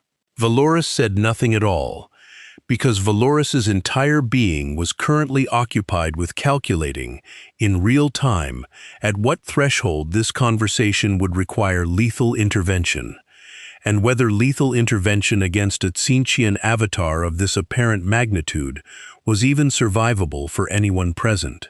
The god, for that was, unmistakably, what stood before them, a fragment of Tzeentch's infinite attention, condensed into something almost small enough to speak to, seemed, if anything, delighted by the rudeness. I am called many things, it said, settling for the moment into the shape of a tall figure in shifting robes, face obscured by a mask that changed its expression every time Vegeta tried to focus on it. The changer of ways. The great schemer, the god who understood, before any other power in this galaxy, that stagnation is the only true death, and that all things, empires, faiths, stars, even gods, must change, or be consumed by things that will. You may call me Tzeentch, or you may not call me anything at all, and simply listen, because I suspect you are a creature who prefers demonstration to introduction. Finally, Vegeta said, someone who talks less. Get to the point. Tzeentch laughed, a sound like 1,000 pages turning at once, some of them printed with prophecy, some with lies, most with both simultaneously. The point, little prince, is this. I have watched this galaxy for 10,000 years. I have watched an emperor who tried to make mankind immortal through the death of hope, chain his own sons to a lie so absolute it broke half of them into the very chaos he despised. I have watched an imperium built on that broken lie calcify into something so terrified of change that it would rather burn 1 billion worlds than risk a single new idea reaching them. I have watched faith become a leash, and order become a tomb, and I have found it, across 10 millennia, endlessly, deliciously tragic. Sounds like a lot of talking, and not a lot of doing, Vegeta said. Doing is what I offer, Tzeentch said, and something in its shifting form leaned closer, curious, patient, the way a scientist leans toward an experiment, finally showing an interesting result. You are a being who has broken every ceiling placed above him through pure, stubborn refusal to accept limitation. That is change, Vegeta. That is my domain, whether you acknowledge it or not. Every time you transformed, Every time you found a new height of power, buried beneath the last one you thought was your maximum, you enacted the single principle I have spent 10,000 years trying to teach this frozen, terrified galaxy: that nothing is fixed, that everything can become more than it was. Vegeta considered this. It was, he noted with some private irritation, not entirely wrong. He had spent his whole life refusing ceilings, refusing to accept that any power level was final, clawing his way past every limit the universe tried to impose on him, first out of pride, then out of rage, eventually out of something closer to a warrior's simple, honest need to keep becoming more than he had been yesterday. It was uncomfortable, hearing that instinct described back to him by something that also, apparently, drove daemons and cultists and galaxy-spanning heresies. "There's a difference," Vegeta said slowly, working it out as he spoke, because that was how he'd always processed things, out loud, through argument, through the friction of testing an idea against resistance, between becoming stronger because you choose to push yourself, and becoming whatever, because some god finds it entertaining to watch you fall apart. I changed because I decided to. Every time. Nobody handed it to me. Nobody twisted my mind into something new and called it a gift. That's not the same thing as what you do to the poor idiots who worship you. Is it not? Tzeentch's shifting mask settled, for a moment, into something like genuine curiosity. Every mutation I grant, every gift of change I offer my followers, is a choice they make. I do not force worship. I do not force the reaching for more. I simply offer the door. What walks through it is their decision, exactly as your transformations were yours. The only difference, little prince, is that your galaxy calls your choice heroism and calls mine heresy, and I have never quite understood why the source of the changing matters more than the change itself. Because your changes eat people, Vegeta said flatly. I've seen what your worshippers turn into. Twisted things, screaming things. Things that stop being anything except mouths for hunger. That's not change. That's just rot with better marketing. For the first time, something in Tzeentch's shifting form flickered. Not offense. Gods like Tzeentch did not experience offense the way mortals did, but something closer to recalibration, the specific pleasure of an opponent landing a genuinely unexpected blow. Rot, it repeated, turning the word over with evident relish. That is Nurgle's domain, little prince, and I would ask you not to conflate us, though I suspect you already know the distinction and are testing whether I'll rise to the insult. Very well, I will answer honestly, since honesty amuses me today. Yes, some of what I offer consumes. Some of what I offer destroys the vessel entirely, leaves nothing behind but a shrieking, twisted echo of what it once was. This is true. I will not pretend otherwise. Pretending is Slanesh's specialty, not mine. So you admit it, Vegeta said. I admit everything, Tzeentch said, because admission costs me nothing and amuses me considerably. But consider, Prince, your own path was not without cost either. How many times did you nearly die, chasing the next ceiling? How many people did your pride hurt, on the way to becoming what you are now? Change is never free. The only question that matters is whether the one changing chose the risk knowingly. My followers do. Your Imperium's precious, calcified faithful never even get the choice. They are handed a doctrine at birth and told that questioning it is death, and they call that safety, and I call it the single greatest lie this galaxy has ever told itself. Valoris's voice cut through the exchange, low, absolute, carrying the specific weight of 10,000 years of institutional certainty behind it. The Imperium's faith is not a lie. It is the only thing that has kept mankind alive against the dark, against you, against the orc, the tyrannid, the alien horrors that would consume us given the smallest crack of doubt. Faith is armor, changer of ways. You would have us walk into the void naked and call it freedom. Ah, Change said, turning its shifting attention toward Valoris with something like delight. The custodian speaks. Tell me, Guardian, in 10,000 years of standing beside that golden throne, has your emperor once told you the truth of what happened to him?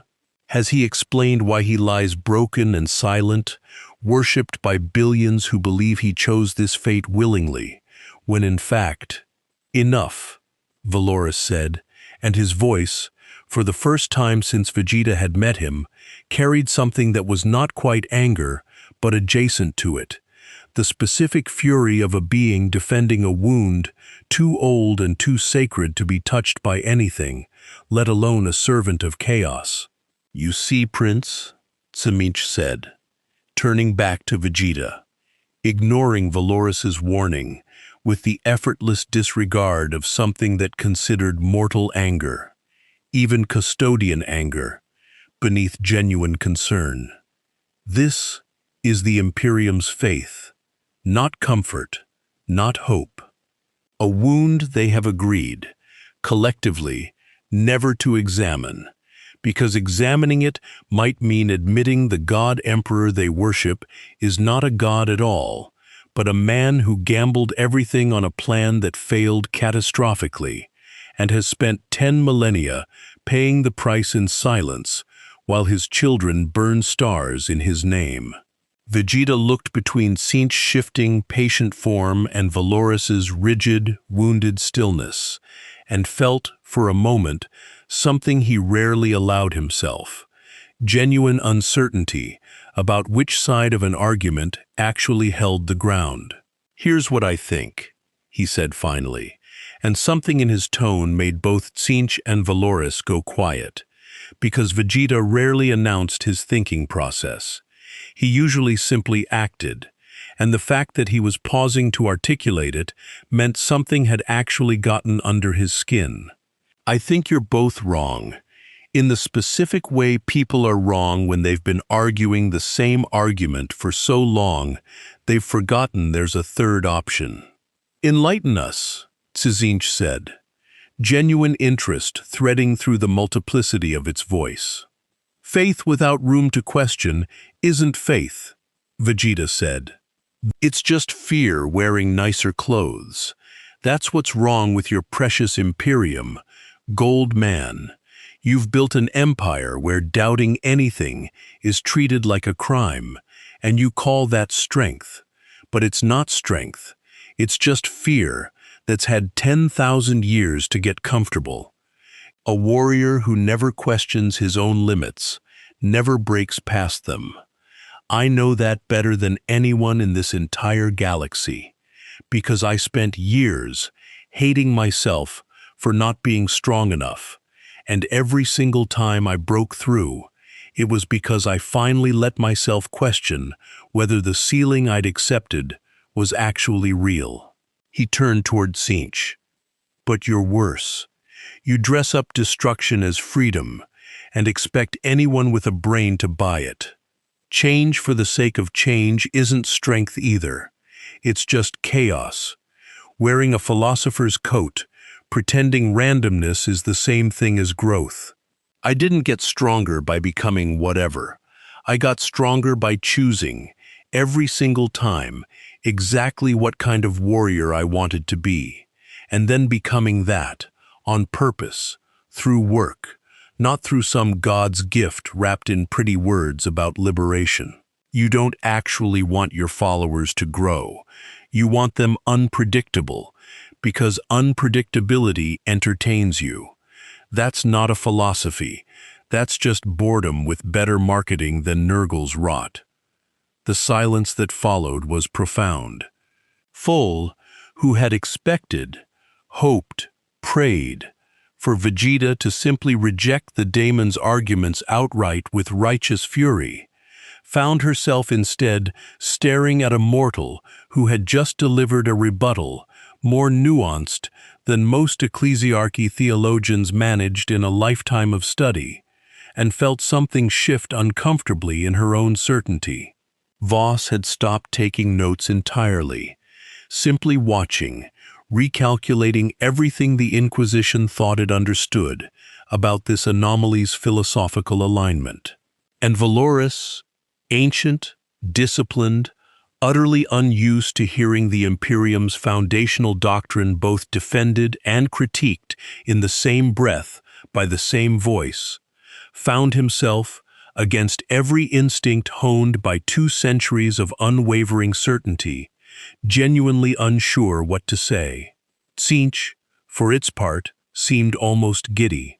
"Oh, this," it said, its shifting form rippling with something like genuine, unguarded delight. "This is exactly what I hoped for. Do you see it, little prince? You've just proven my entire point while trying to disprove it. You believe in change, your own change, chosen, earned, deliberate, more fiercely than any of my most devoted cultists believe in mine. You are, without meaning to be, the single purest expression of my domain I have encountered in 10 millennia, and you did it entirely without my help, which is either the greatest insult or the greatest compliment anyone has ever paid me, and I genuinely cannot decide which." "I'm not on your side," Vegeta said flatly. "I never said you were," Tzeentch replied. "I said you prove my point. Those are not the same thing, and the fact that you cannot tell the difference is frankly adorable." "Watch it," Vegeta said, and something in his tone carried a warning that even a god found worth acknowledging. The shifting mask tilting in what might have been amusement, might have been genuine caution. "So here is my offer," Tzeentch said, and its form settled, finally, into something closer to stillness. A rare, deliberate choice for a being that treated constant transformation as both nature and religion. "This galaxy is dying, little prince. Slowly. The Imperium calcifies further with every passing century, so terrified of another Horus heresy that it has forgotten how to be anything except afraid. The Emperor sits silent and broken on a throne built from a lie. His sons who survived are shattered, scattered, drowning in doctrines that no longer serve the purpose they were meant to. I offer you a simple thing. Join me, not as worshipper, never as worshipper. You are far too proud for that, and I would find you tedious if you weren't, but as a genuine agent of change.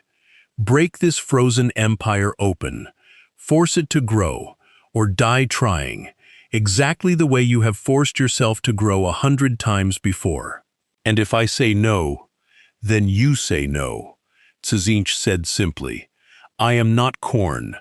I do not require your death to be satisfied with an encounter. I offer, you decide, and either answer teaches me something new about the shape of possibility, which is, in the end, the only worship I actually require." Vegeta was quiet for a long moment, turning the offer over, feeling the weight of every gaze on him, Valoris's rigid, wounded hope that he'd refuse outright, Vol's desperate, prayerful certainty that refusal was the only righteous answer, Voss's cold, professional calculation of what either choice would mean for a galaxy she'd spent her whole life trying to protect from exactly this kind of temptation. "You know what your problem is?" Vegeta said finally, looking directly at the shifting, patient god in front of him. "You think everything has to be a grand gesture, break the empire, force it to grow, join a cause. I've spent my entire life listening to people, tyrants, gods, entire civilizations try to convince me that the only way to matter is to serve their particular vision of what the universe should look like. I never bought it from Frieza. I never fully bought it even from the people I actually respect. And I'm not about to start buying it from you. Then what will you do? Tzinch asked, and for the first time, something in its endlessly layered voice carried a note of something almost like genuine, unscripted curiosity, the specific pleasure of a god who genuinely did not know what came next. What I always do, Vegeta said. I'll fight whatever's actually worth fighting. I'll protect whatever's actually worth protecting, not because some god or empire tells me to, but because I decide it matters. Your Imperium's calcified doctrine, your Emperor's silent broken throne, your endless philosophy about change and stagnation, none of that's my problem.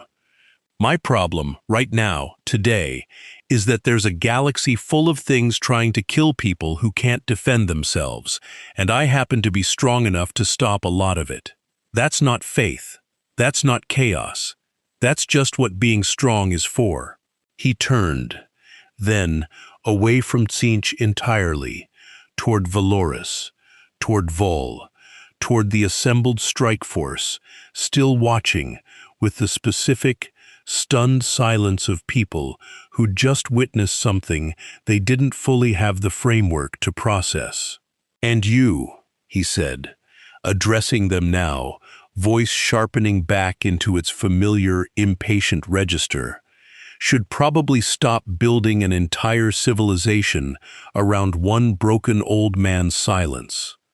Not because some chaos god told you to, because it's stupid, and I've watched it make you weaker in front of me all day. Fear doesn't win wars. I do. There's a difference, and you'd all do well to learn it. Tzinch laughed again, delighted, already beginning to fade back into the fabric of the rift it had torn open, its shifting form thinning at the edges, like a page finally, reluctantly, turning to whatever came next. 10,000 years, it said, voice trailing into a chorus of overlapping whispers as it withdrew. And this galaxy has never once produced anything quite like you.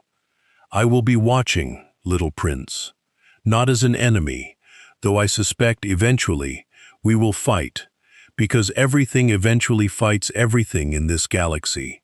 That is simply the nature of the story. But for now, watching. Because you are, without question, the single most interesting variable I have encountered since the heresy itself, and I would be a poor god of change indeed if I let something this fascinating go unobserved. The rift closed. The near colors bled back out of the sky. The ash settled. And Caldeus Secundus, scarred and burning and improbably still standing, exhaled. Valoris was the first to speak, and his voice, when it came, carried a weight Vegeta hadn't heard from him before. Not quite gratitude, not quite unease, something complicated and unresolved, sitting somewhere between the two. You could have taken its offer, he said. Power like that, unbound from imperial doctrine, unbound from anything, it would have been catastrophic. And you refused it, without hesitation. I don't take offers from things that think they're smarter than me, Vegeta said. Especially not gods. Especially not gods who talk that much. If I wanted a lecture, I'd have stayed on Earth and let Bulma explain quantum theory at me for an hour.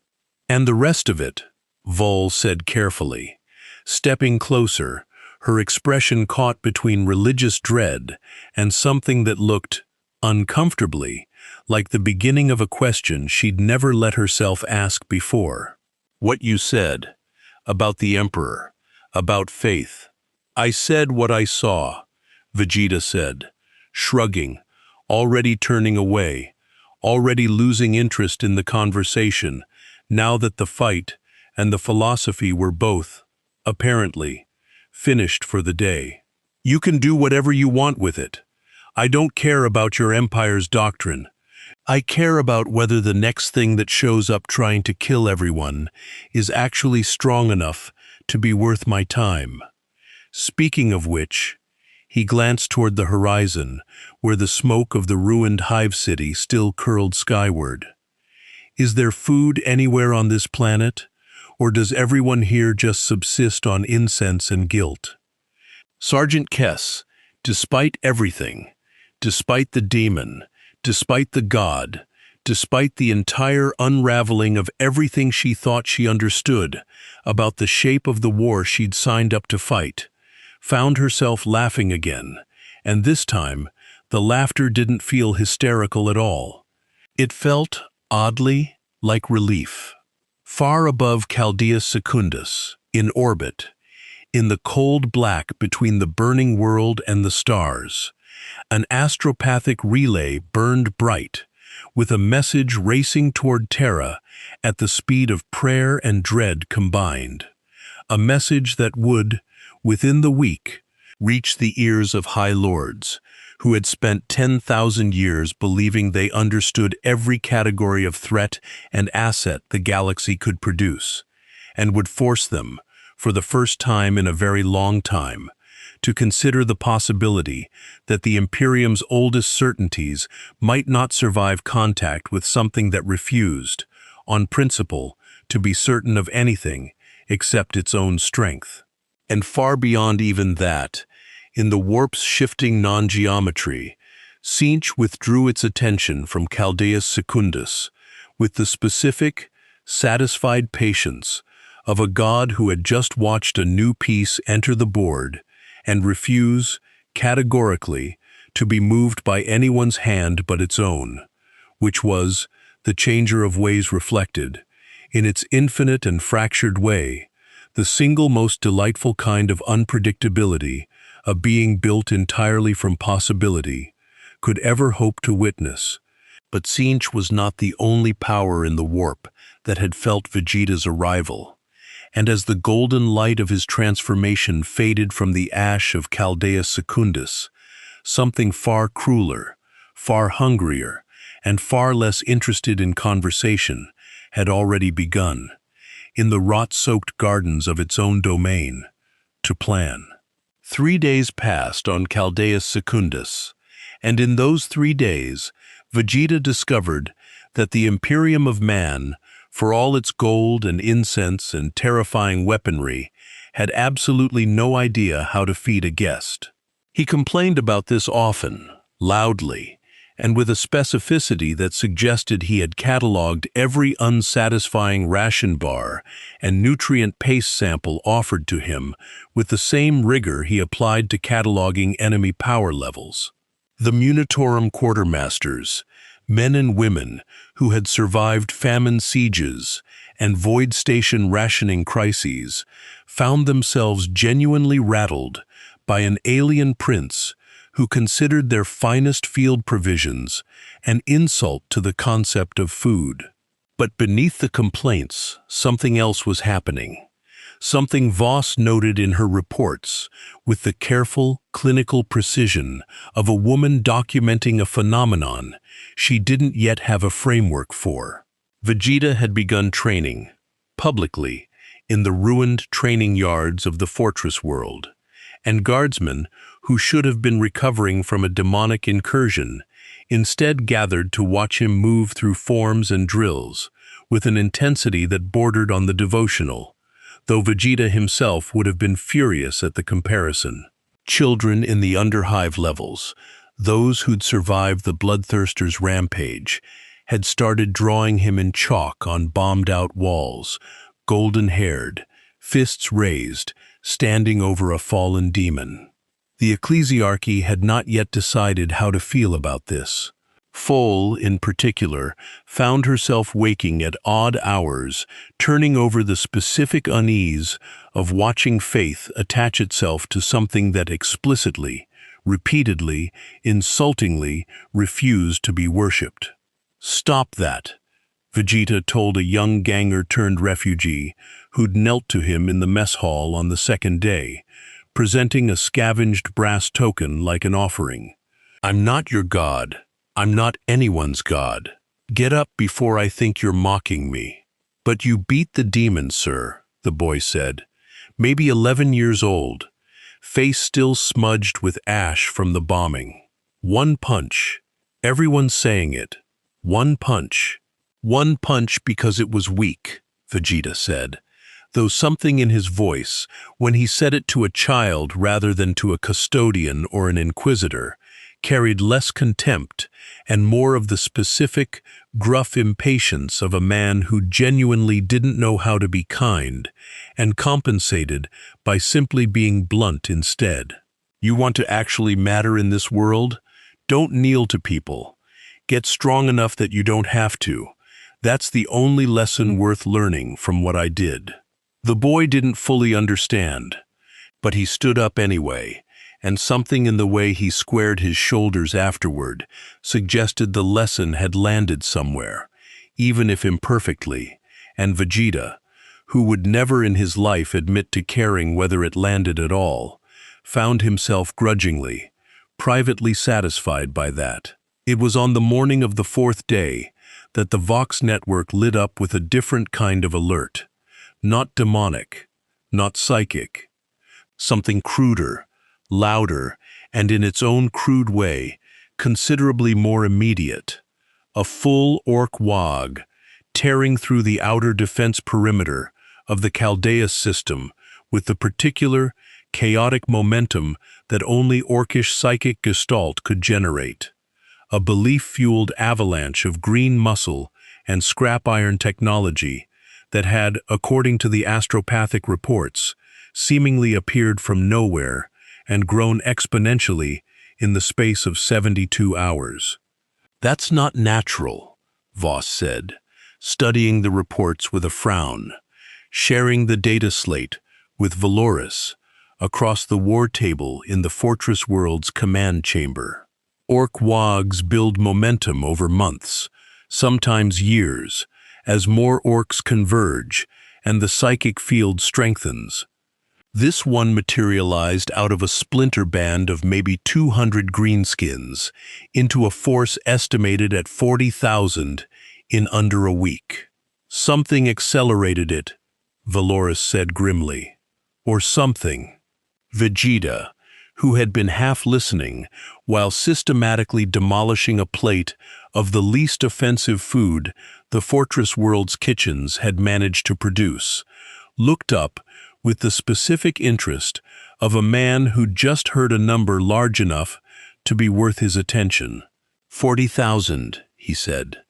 "That's a lot of green men." "They call themselves orcs," Vol said, arriving at the war table with the brisk efficiency of a woman who'd clearly already read every available report twice. "Xenos. Crude, but individually strong, stronger than a human, faster, and nearly impossible to kill with anything short of massed firepower or a very good blade. Their psychic field feeds on their own belief in violence, which means the bigger the Wa grows, the more genuinely dangerous even the individually weak orcs become. And the warlord leading this one," Voss added, tapping her data slate, pulling up a grainy surveillance capture of a towering green figure wielding a chain axe roughly the size of a ground car, identifies himself, according to intercepted Vox chatter, as Grook Faces Masha. Records indicate he's been a minor raider band leader for a decade. Nothing that should have produced a wog this size, this fast.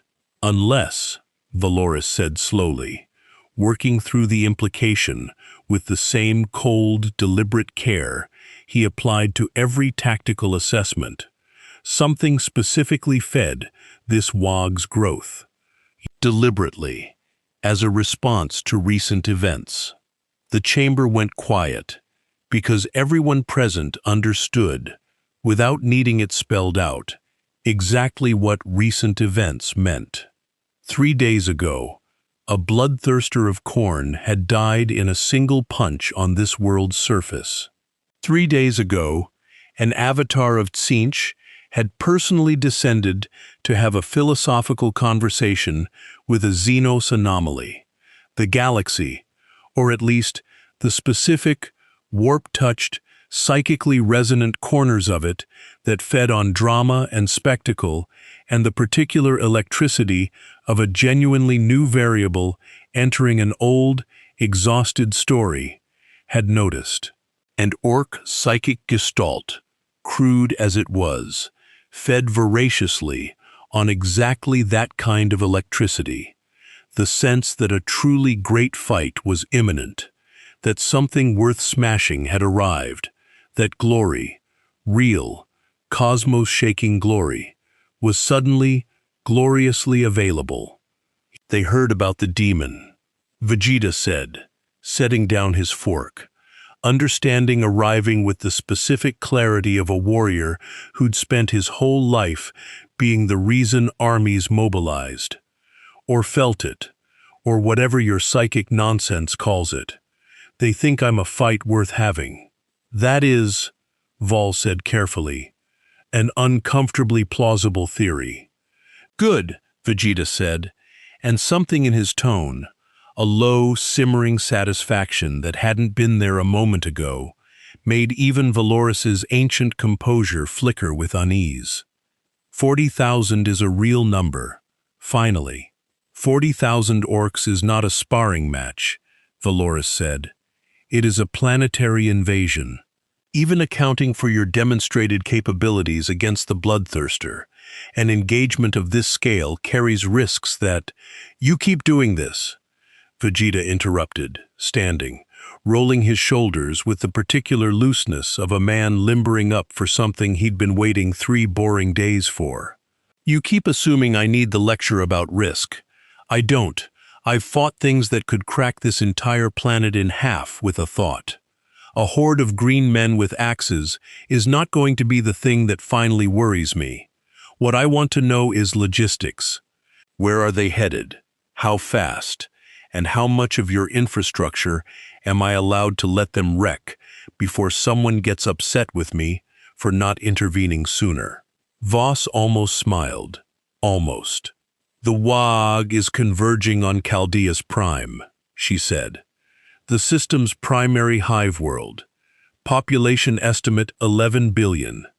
Their trajectory suggests planetfall within 36 hours, assuming no interdiction.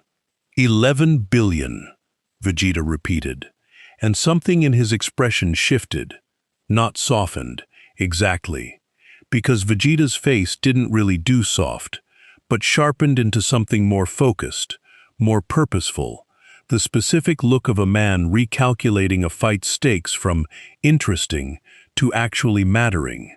He had spent a lifetime protecting things he'd never admit to caring about.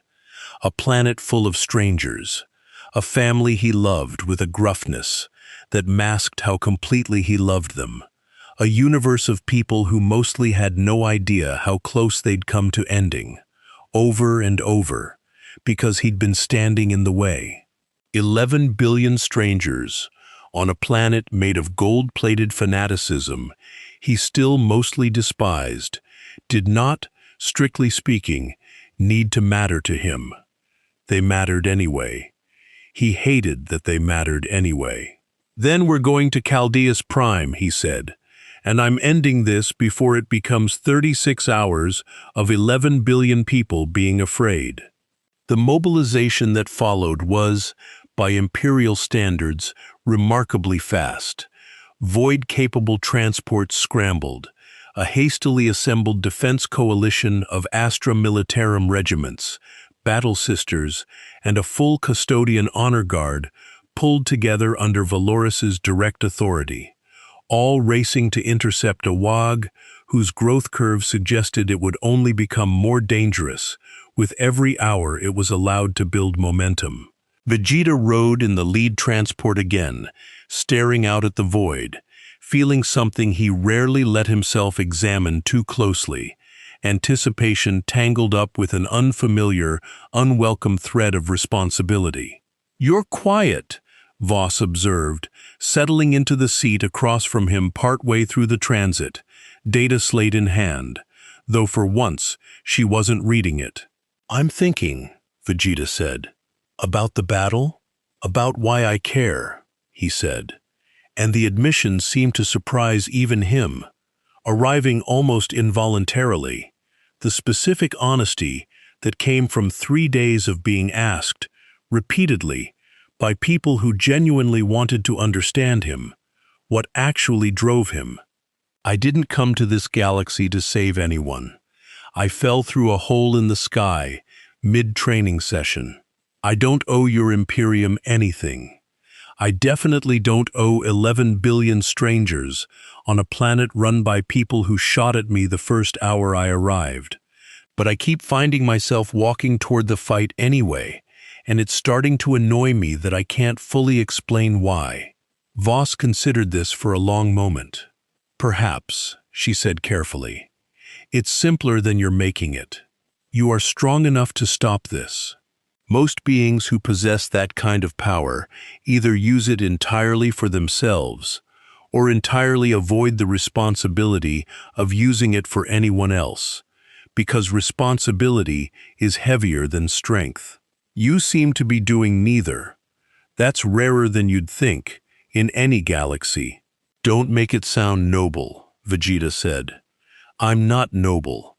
I'm just competitive, and something in the back of my head keeps insisting that letting 11 billion people die because I decided it wasn't my problem would be the kind of failure I'd never actually get over. That's not virtue. That's just pride wearing different clothes."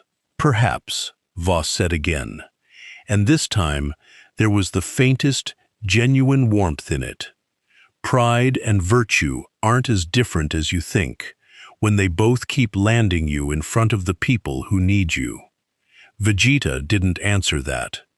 He simply looked back out at the void, at the growing bulk of Chaldeus Prime resolving out of the darkness ahead, a hive world wreathed in orbital defense platforms and void shields, its billions of inhabitants entirely unaware that their fate had, in the last 72 hours, become entangled with an argument about pride a Saiyan prince was having, mostly with himself. The Wog hit the outer void shields 6 hours later, and even from orbit, the scale of it was staggering. Hundreds of crude, scrap-built landing craft screaming down through the atmosphere in a chaotic, joyous storm of green and rust. Orc war hymns bellowed across open Vox channels with a raw, gleeful violence that made even veteran guard officers' skin crawl. Gruk Faces Masha himself descended in a personal Gargant-class war engine the size of a small hive block, crude cannons already firing indiscriminately into the hive city's outer defense districts, less out of tactical necessity and more out of the sheer, uncomplicated orcish joy of watching things explode. "This is going to be a good one," Gruk thought. In the crude, blunt cadence that passed for an orc warlord's inner monologue, feeling the Wog's psychic field roaring through him like adrenaline given cosmic weight. Felt it 3 days ago. Something big fought something bigger and won. Whole galaxies talking about it in the warp. Even us. A fight that good. Gotta go see it myself. Gotta smash it. That's what being the biggest and the best is FOR.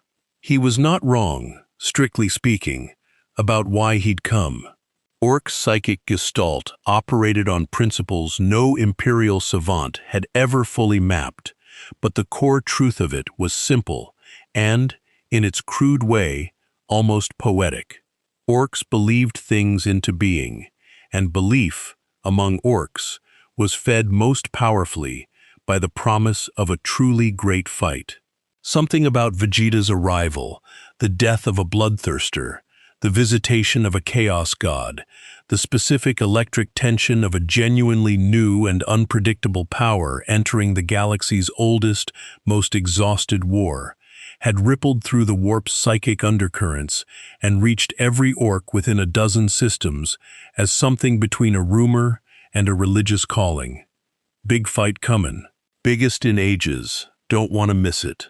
Vegeta's transport descended into the heart of the invasion, and he stepped out onto Chaldeus Prime's burning outer districts with the specific, focused calm of a warrior who had, over the transit, made peace with whatever contradictory tangle of pride and responsibility had brought him here, and had decided, simply, to stop questioning it and start fighting.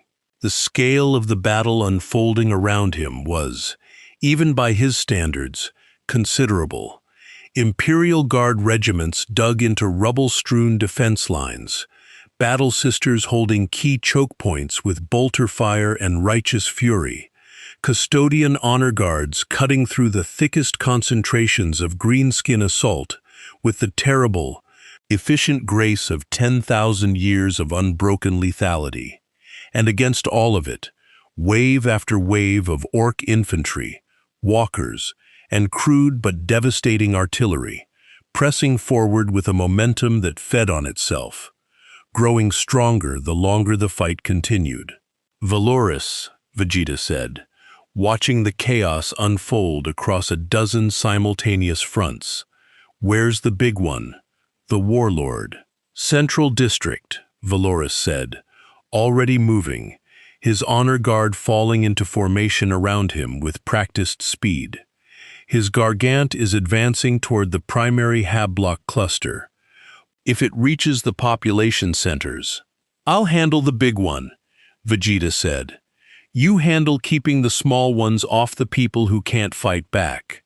That's the job split. I don't need to explain why I'm taking the harder target. We both already know." Valoris did not argue.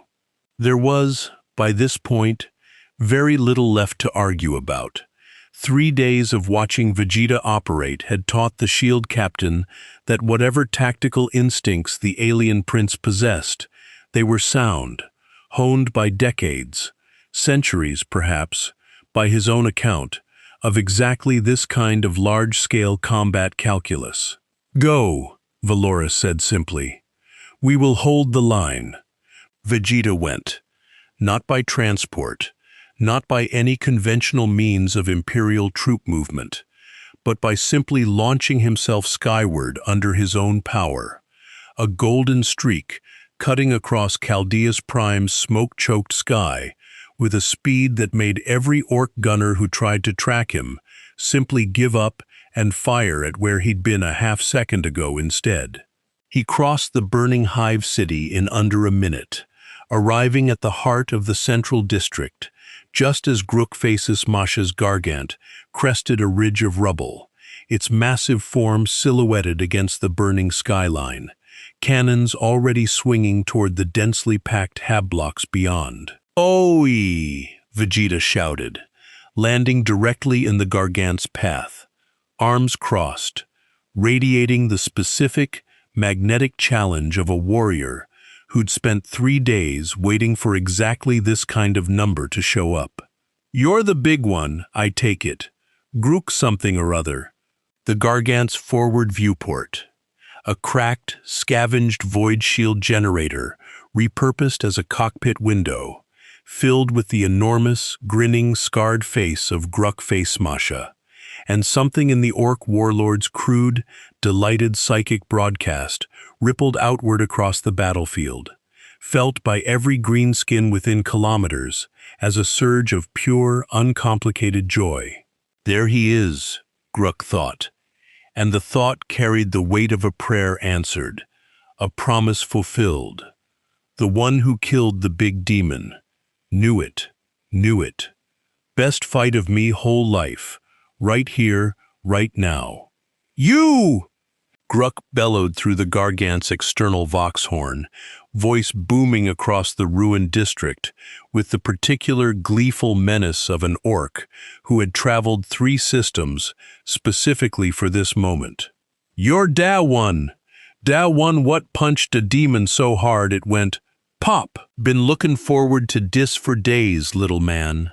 I'm not little, Vegeta said, with the flat, immediate irritation of a man who had spent his entire life being underestimated based on height and had developed, over decades, a genuinely impressive reserve of specific fury regarding the subject.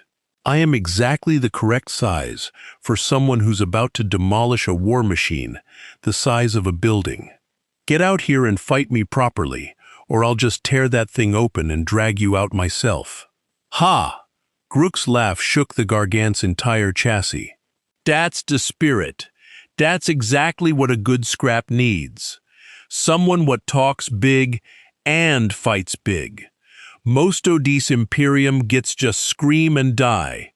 You're gonna scream and fight and then probably still die. But it's gonna be a good fight first, and that's all that matters.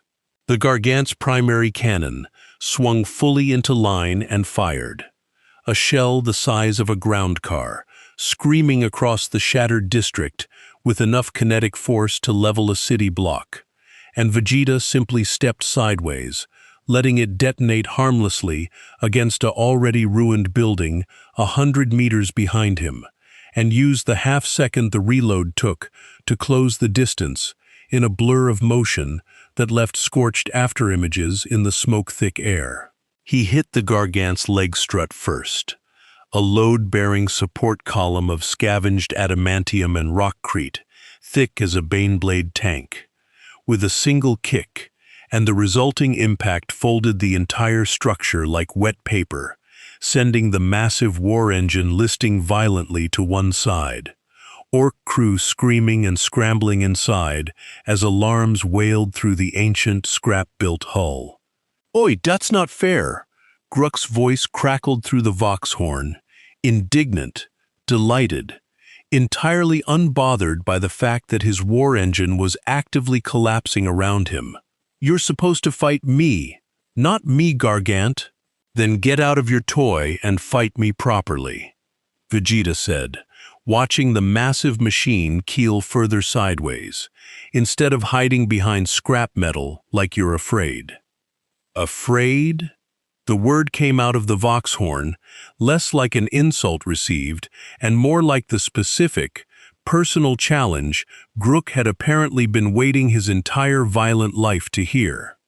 There was a groan of tearing metal, an explosion of superheated exhaust, and Grook Faces Masha ejected himself bodily from the collapsing Gargant's cockpit, landing in the rubble 20 meters from Vegeta, with the ground-shaking impact of 9 feet and easily half a ton of pure orcish muscle, scrap armor, and a chain axe the size of a ground car door already roaring to life in his grip.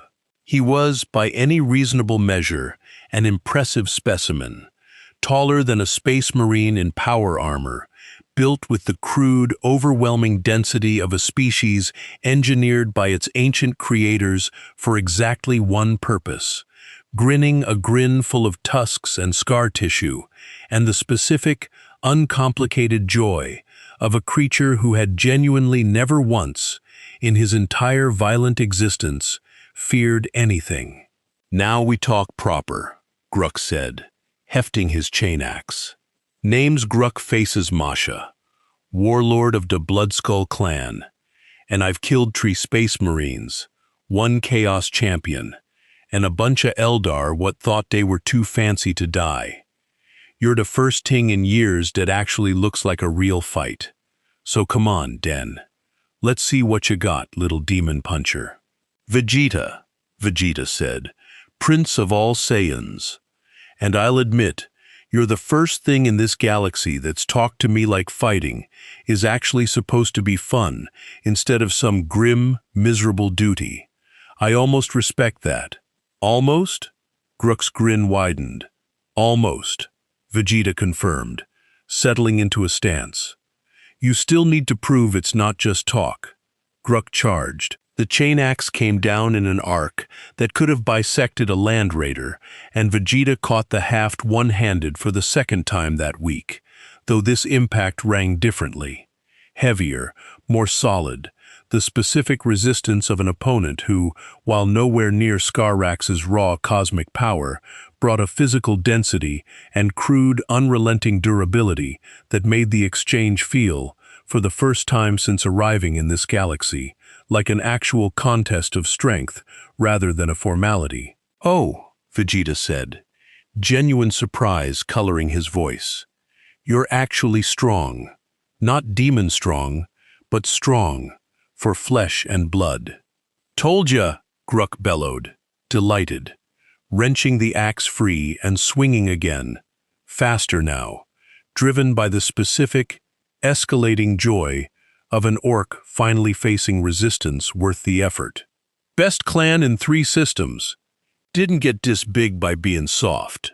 They traded blows across the ruined district, Vegeta measuring, testing, genuinely enjoying for the first time since the bloodthirster the specific, uncomplicated pleasure of an opponent who fought with pure, unfiltered joy, instead of Korn's murderous rage or Tzeentch's calculating philosophy. Gruk's chain axe scored a shallow line across Vegeta's forearm, the first wound he'd taken since arriving in this entire galaxy, and the orc warlord roared with triumphant delight at the sight of green-tinged alien blood. "First blood!" Gruk bellowed. "Knew it? Knew ya weren't just talk." "Don't get used to it," Vegeta said, and something in his voice had shifted now, the specific, focused calm giving way to the familiar, rising heat of a fight he'd finally, genuinely started to enjoy. Gold light began to bloom around him again, ash lifting in a widening circle, and Gruk, far from retreating, far from showing anything resembling the fear that had, eventually, cracked even Scarrax's ancient confidence, simply grinned wider, chain axe roaring louder, his crude psychic broadcast spiking with pure, uncomplicated orcish delight. "This is it," Gruk thought, feeling the power radiating off his opponent climb towards something genuinely, magnificently dangerous. "This is the fight. Don't care if I die. Don't care if I win. This is the fight I've been looking for me whole life, and nothing's ever gonna top it." Across the wider battlefield, the Wog's momentum shuddered as tens of thousands of orcs simultaneously felt, through the crude, blunt instrument of their collective psychic gestalt, the specific electric thrill of their warlord facing the single greatest fight of his entire existence. And rather than faltering, rather than losing morale, the entire greenskin horde surged forward with renewed, ecstatic ferocity, feeding on Gruk's joy like a fire-fed fresh fuel, turning the already desperate defense of Chaldea's Prime's central districts into something considerably more dangerous. "Valeries," Voss's voice crackled across the Voxnet, tense, urgent. "The Wa's aggression is spiking across every front simultaneously. Whatever's happening at the warlord's position, it's amplifying the entire horde's psychic field." "I see it," Valoris said grimly, driving his spear through a charging orc knob, with the terrible, efficient grace of 2 centuries of practiced violence, watching his honor guard's formation strain under a suddenly, inexplicably more ferocious assault. "The prince's fight is feeding their gestalt. We need to end this quickly, or the entire Hive City's defense will collapse under the surge."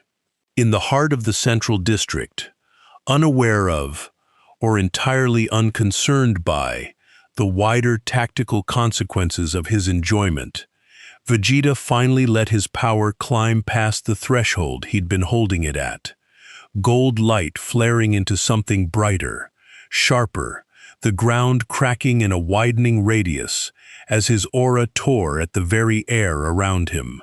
"All right," he said, voice carrying easily over the roar of his own rising power. "You wanted the real fight. Here it is. Gruk faces Masha, warlord of the Bloodskull clan, looked up at a golden light, bright enough to rival the twin suns overhead, felt a wave of pure, overwhelming power wash over him that made every instinct honed by decades of violent survival scream in unison that this fight was, by any reasonable measure, already lost, and grinned wider than he had in his entire life, chain axe raised, feet planted, refusing, on the most fundamental level of his crude, joyful, violence-loving soul, to be anything other than exactly what he'd always been. "Come on, Den!" he bellowed, charging directly into the light. "Show me!" The light swallowed him. Gruk faces Masha, 9 feet of scarred green muscle and unrelenting joy, drove his chain axe forward into the heart of a golden radiance that should, by every law of physics his crude orcish brain understood, have simply ended him on contact. And for one glorious, screaming second, the axe held, teeth grinding against a defense that shouldn't have existed, sparks showering across the ruined district like a dying star's last celebration. Then Vegeta moved, and the second ended. The punch that followed didn't look dramatic. That was, in its own way, the most devastating thing about it. No wind-up, no roar, just a single, economical motion delivered with the terrible, casual precision of a warrior who had long ago stopped needing theatrics to make a point. It caught Gruk square in the chest, and the Orc warlord's own considerable mass, momentum, and pride became, in that instant, entirely irrelevant, because none of it mattered against something operating on a fundamentally different scale of physics. Gruk didn't die. That surprised Vegeta more than the impact itself.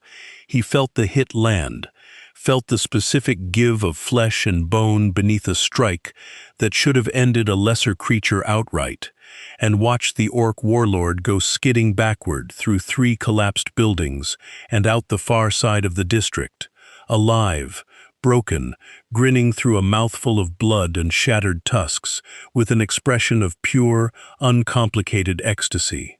"Ha!" Gruk managed. From somewhere in the rubble, voice wet and delighted, and entirely unbothered by the several ribs currently pointing directions. Ribs weren't meant to point.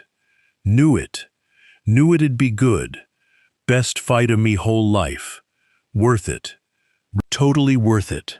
Vegeta walked toward him, gold aura still crackling faintly at the edges, and found himself, against every instinct that usually governed his relationship with defeated enemies, feeling something disturbingly close to respect. He had fought countless opponents who begged, who raged, who cursed him with their dying breath for the unfairness of a universe that had made them weaker. He had never, not once, fought something that simply thanked the universe for the privilege of losing spectacularly. "You're insane," Vegeta said, standing over him. "Nah," Gruk said, spitting a tusk fragment into the ash. "Just orky. Same ting, maybe. Difference don't matter much when you're having this much fun." "Your wog's still coming," Vegeta said. "Your soldiers are still fighting. I broke you, and it didn't slow them down at all. If anything, they're hitting harder now."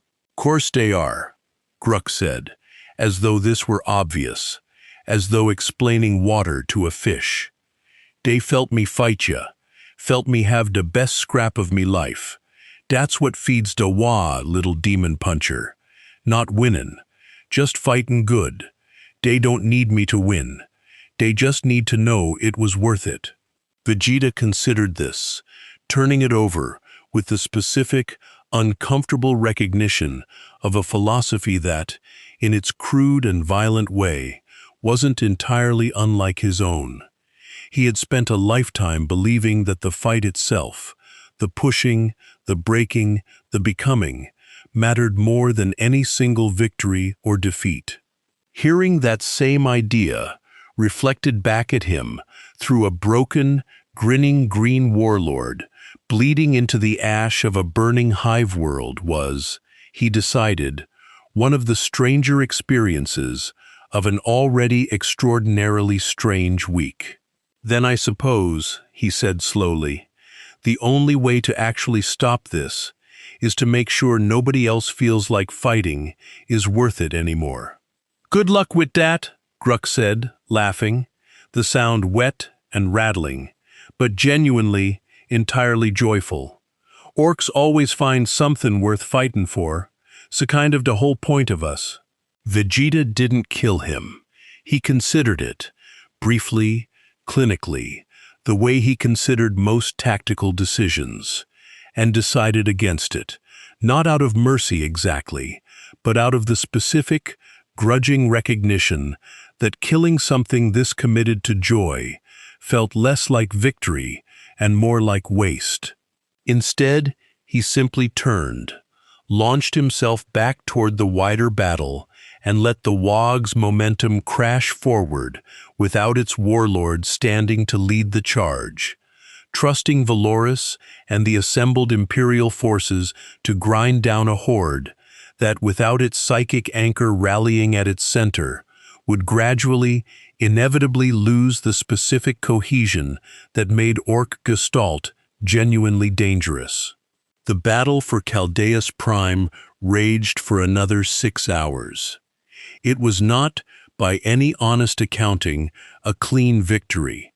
Imperial casualties climbed into the thousands, entire hab blocks reduced to rubble, void shields failing across 3 separate districts before reinforcement fleets finally arrived to stabilize orbital defense. But it was a victory, grinding and costly and utterly imperial in its brutal, attritional shape. And by the time the last significant Orc resistance collapsed into scattered, disorganized raiding bands, Vegeta had personally accounted for the destruction of 2 more Gargant-class war engines, an entire company of Orc knobs, and, in a moment Sergeant Kess would recount to her grandchildren decades later, assuming any of them survived long enough to have grandchildren, a single, thrown punch that had punched clean through a charging Squigoth's skull without Vegeta so much as breaking stride. By the time the fighting ended, Vegeta was, by his own admission, mildly disappointed. None of them were as strong as the big one, he told Voss, settling onto a piece of rubble that had once been a Munitorum supply depot, wiping ash from his face, with the specific irritation of a man whose gi had suffered more damage in one afternoon than in the preceding several years combined. The warlord, I mean. Everyone else was just numbers. Numbers get boring fast.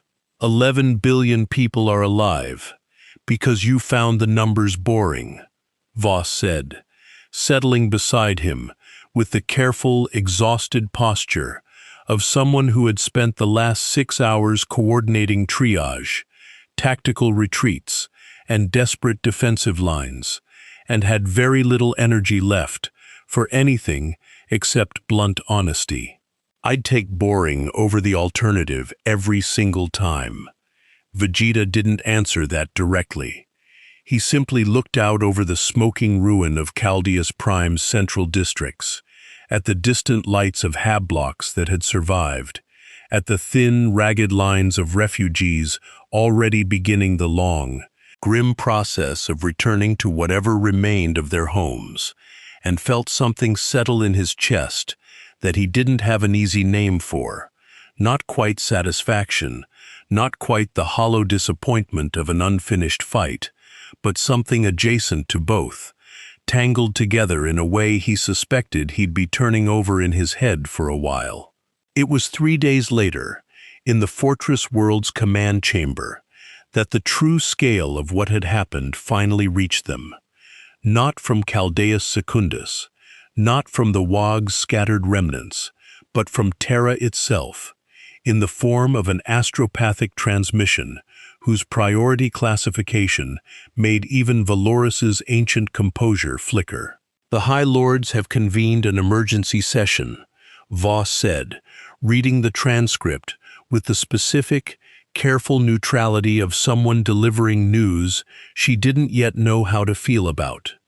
"Your engagement with the Bloodthirster, the Tzeentchian Avatar's direct communication, the Wog's destruction, all three events, compressed into a single week, on a single system. The Adeptus Terra is calling it, and I quote directly, an unprecedented convergence event requiring immediate sanctioned classification." "Meaning?" Vegeta asked, arms crossed, already bored by the bureaucratic phrasing. "Meaning," Valoris said, stepping forward, his voice carrying a gravity that made even Vol go quiet, "that you have been summoned to Terra, to the Imperial Palace.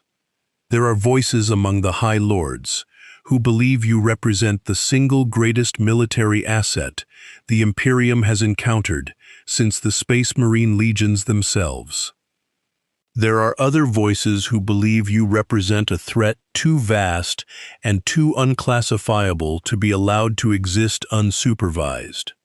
Both factions, apparently, agree on one thing, that this question must be settled at the highest possible level." "And what does that mean, practically?" Vegeta asked. Valoris's expression, ancient and disciplined and rarely given to anything resembling uncertainty, carried, for just a moment, something that might have been the ghost of genuine unease. "It means," he said, "that you have been granted an audience few mortals, in 10,000 years, have received. The Astronomican towers of the Imperial Palace, the Sanctum Imperialis itself. You are being brought before the Golden Throne." The chamber went silent. Vol's hand rose, unconsciously, to the aquila at her throat. Voss set down her data slate entirely. And Vegeta, prince of a dead world, warrior who had broken gods and demons and warlords alike, across a single chaotic week, felt something shift in his chest that he recognized, with genuine surprise, as the first true flicker of nervousness he'd experienced since falling through the sky. Not fear of a fight, because Vegeta did not fear fights, but the specific, unfamiliar unease of finally standing at the threshold of the one thing in this entire galaxy that every single person he'd met so far had treated as beyond question, beyond argument, beyond even the possibility of doubt. "Fine," he said finally, standing, rolling his shoulders with a forced, deliberate casualness that didn't entirely mask the tension beneath it. "Let's go meet your God Emperor then. I've got questions of my own, and I doubt anyone here has been brave enough to actually ask them."